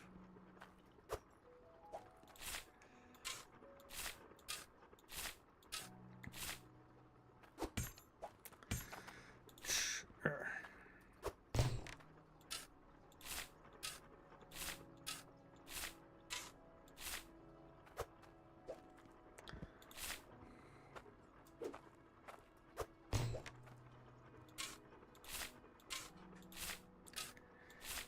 Kudzu! No!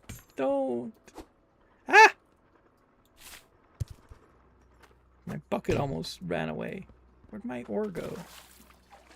My dirt clump ran into here somewhere. Fell off. Here it is. Oh no. Come on. I didn't mean to come down here. Ah! Okay. Staffies notice Twitch. Gambling fear me. It's true. Huh?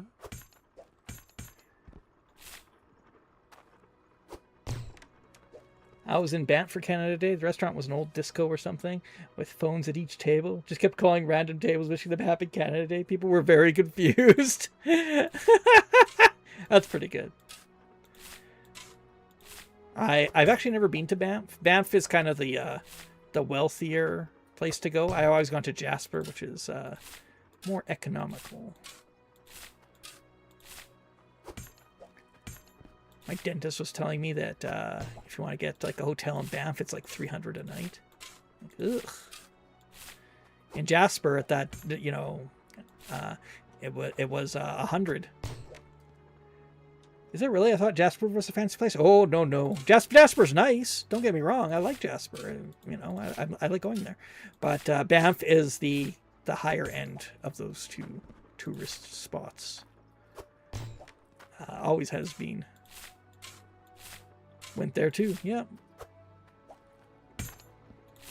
I mean, I don't know what Jasper's like now that the fire went through it. That was what, 2 years ago? Had a wildfire go right through the town. Insane.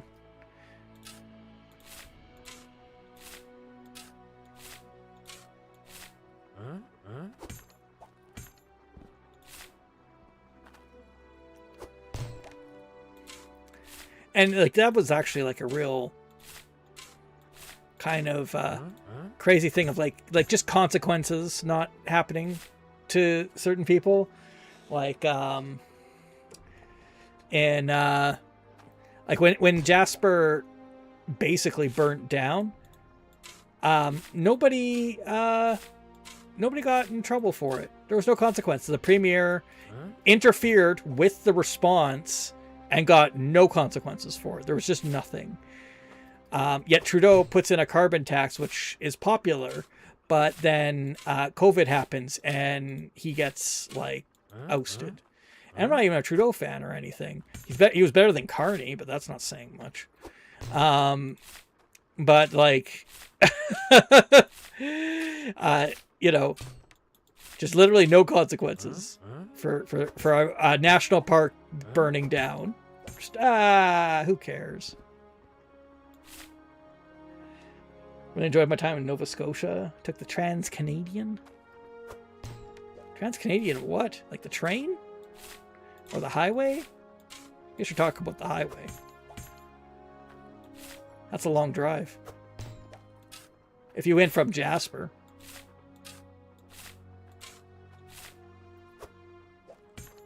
Or are you just trying to be woke?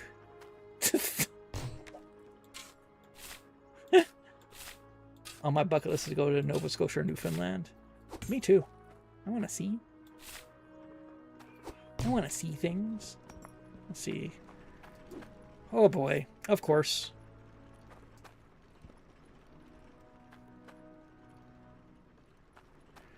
Alright, I gotta go get the thing. If I even have any money.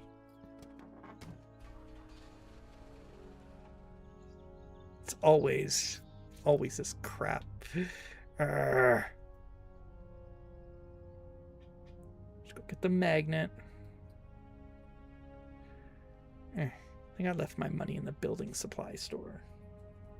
The train. Oh, okay. Married guy with the same sounding name as her.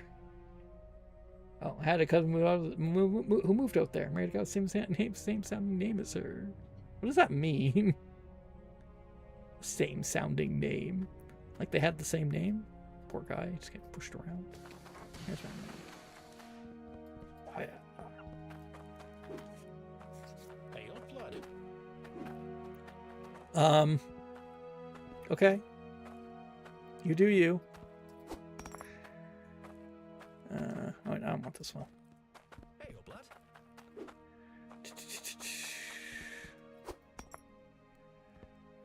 Neat.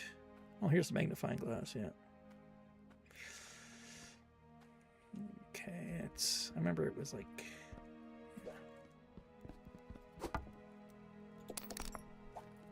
$400. I'd like you to make me something.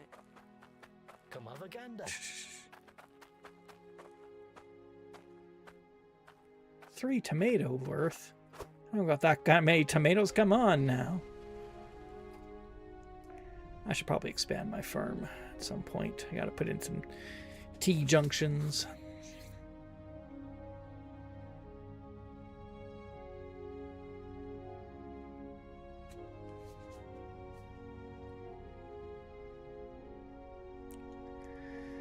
Like a male version of her name? Oh. Interesting. Interesting. Oh no. It's spoopy. It's getting nighttime. I'm in deep trouble. Okay. Where is that thing? Where are you?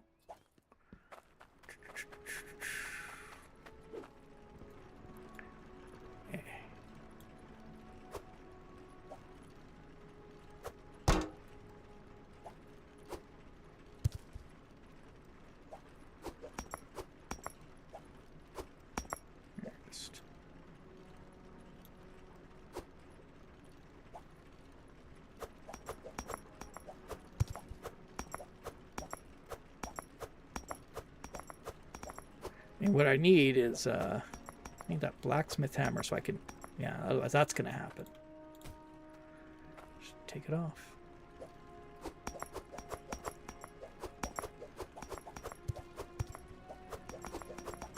Come on. At least the pieces don't move.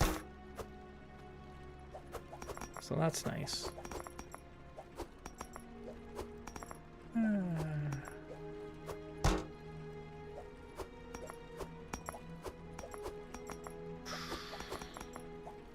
Go. There we go. Yay. Okay. Put this in. Oh, I got iron and didn't even get any cloudium out of that. Crazy. That's crazy.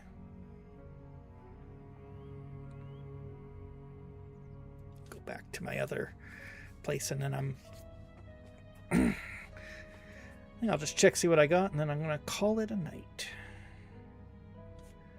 I gotta do kind of curious to see like how much I even got out of this, if it was even worth doing or not.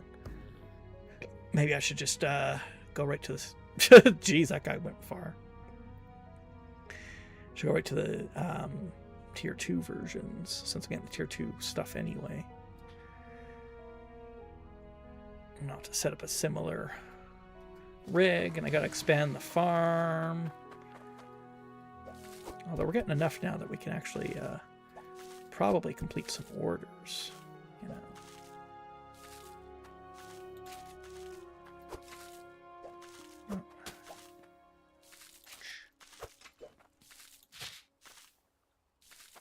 Yeah, I've got 4 tomatoes.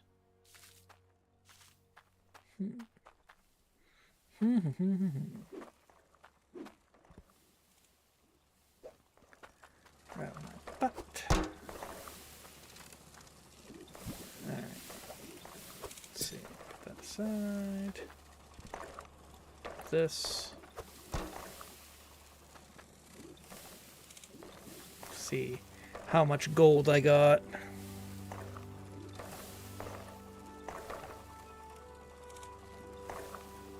Yeah, iron's not really going to be my issue. It's going to be cloudium,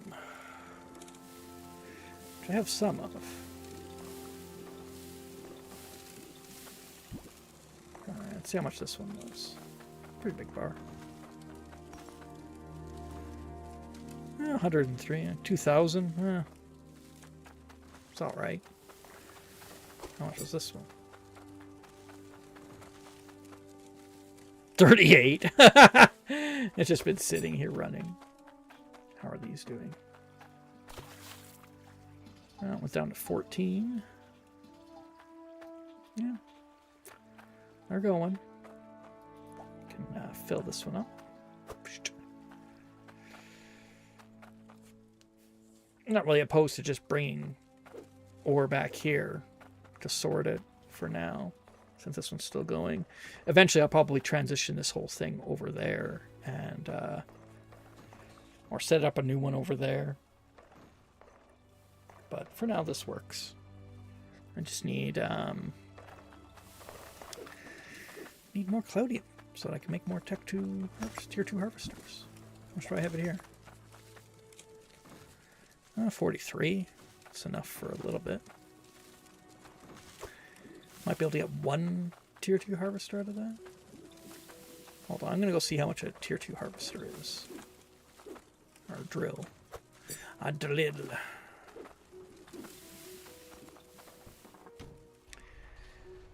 Because I might just need to do that.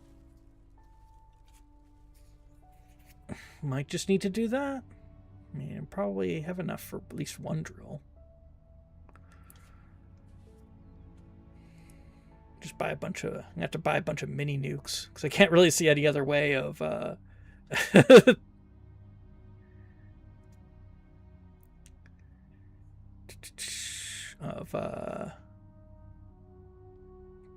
getting to the ground level again.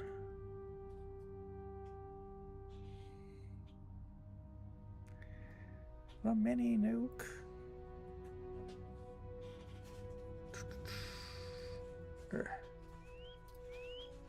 Come on. Get no. No. Yes. Okay. There we go.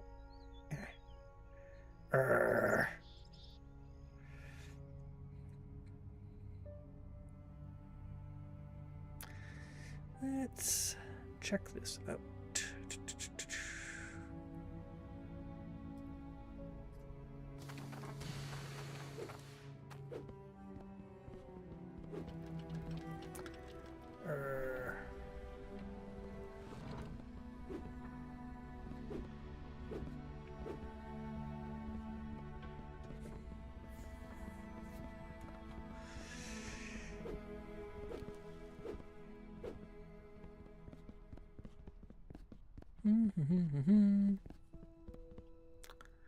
Let's see. The drill requires 150. So I can just buy it now. But yeah, I don't have 150 yet. I know I got a scale here. I can buy that too. Because I can see what I've got left over here. But yeah. 150 is a bit... It's a little bit... Mini nukes? Yes. Just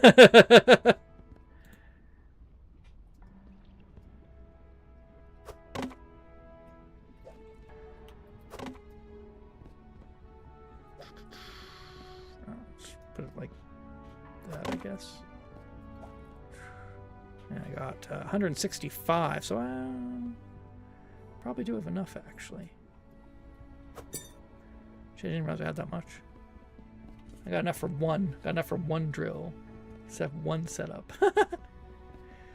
Although to do that, I have to have like all the filters and stuff, so I have to set all that up. Yeah, still a bit of work to do.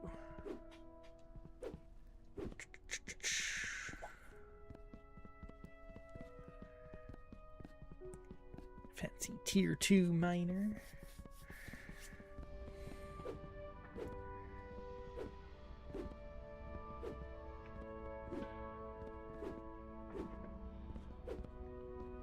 I just keep all my totems here since nobody else, like, you know, not like I have to share this place with anybody. So all my totems are just here. All right, that's going to be it for me for tonight. Let's save. And let's do some stuff, some redeems. Let's get a rating. Your rating is Angler. Gerbitol. Indiana Jones. They tend to stick jet spot. I like butt. Maybe I'll just butt that from you. Hee hee. Yeah, sure. Double butt. Can butt fart as a cat? I hope so. Fish hat. Nuclear Dan want Discord. Jet fear me.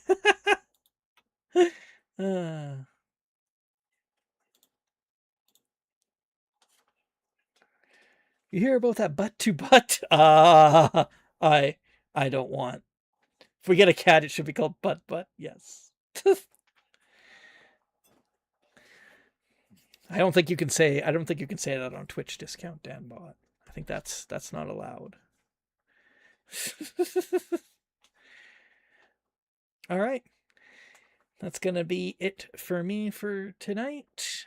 Thanks, everybody, for hanging out. If you want to know when I'm streaming, you have to get on Discord. I'm trying to do one stream a day, so, probably see it again tomorrow. And, yeah, I also upload videos on YouTube. You can get the link for that here. I don't know why I have still a second channel link in there. Nothing gets posted on it. And the Discord link is here. Yeah. And yeah, if you want to get notifications or you just want to chat, you can go to the Discord and do that. All right. I'll see everybody next time.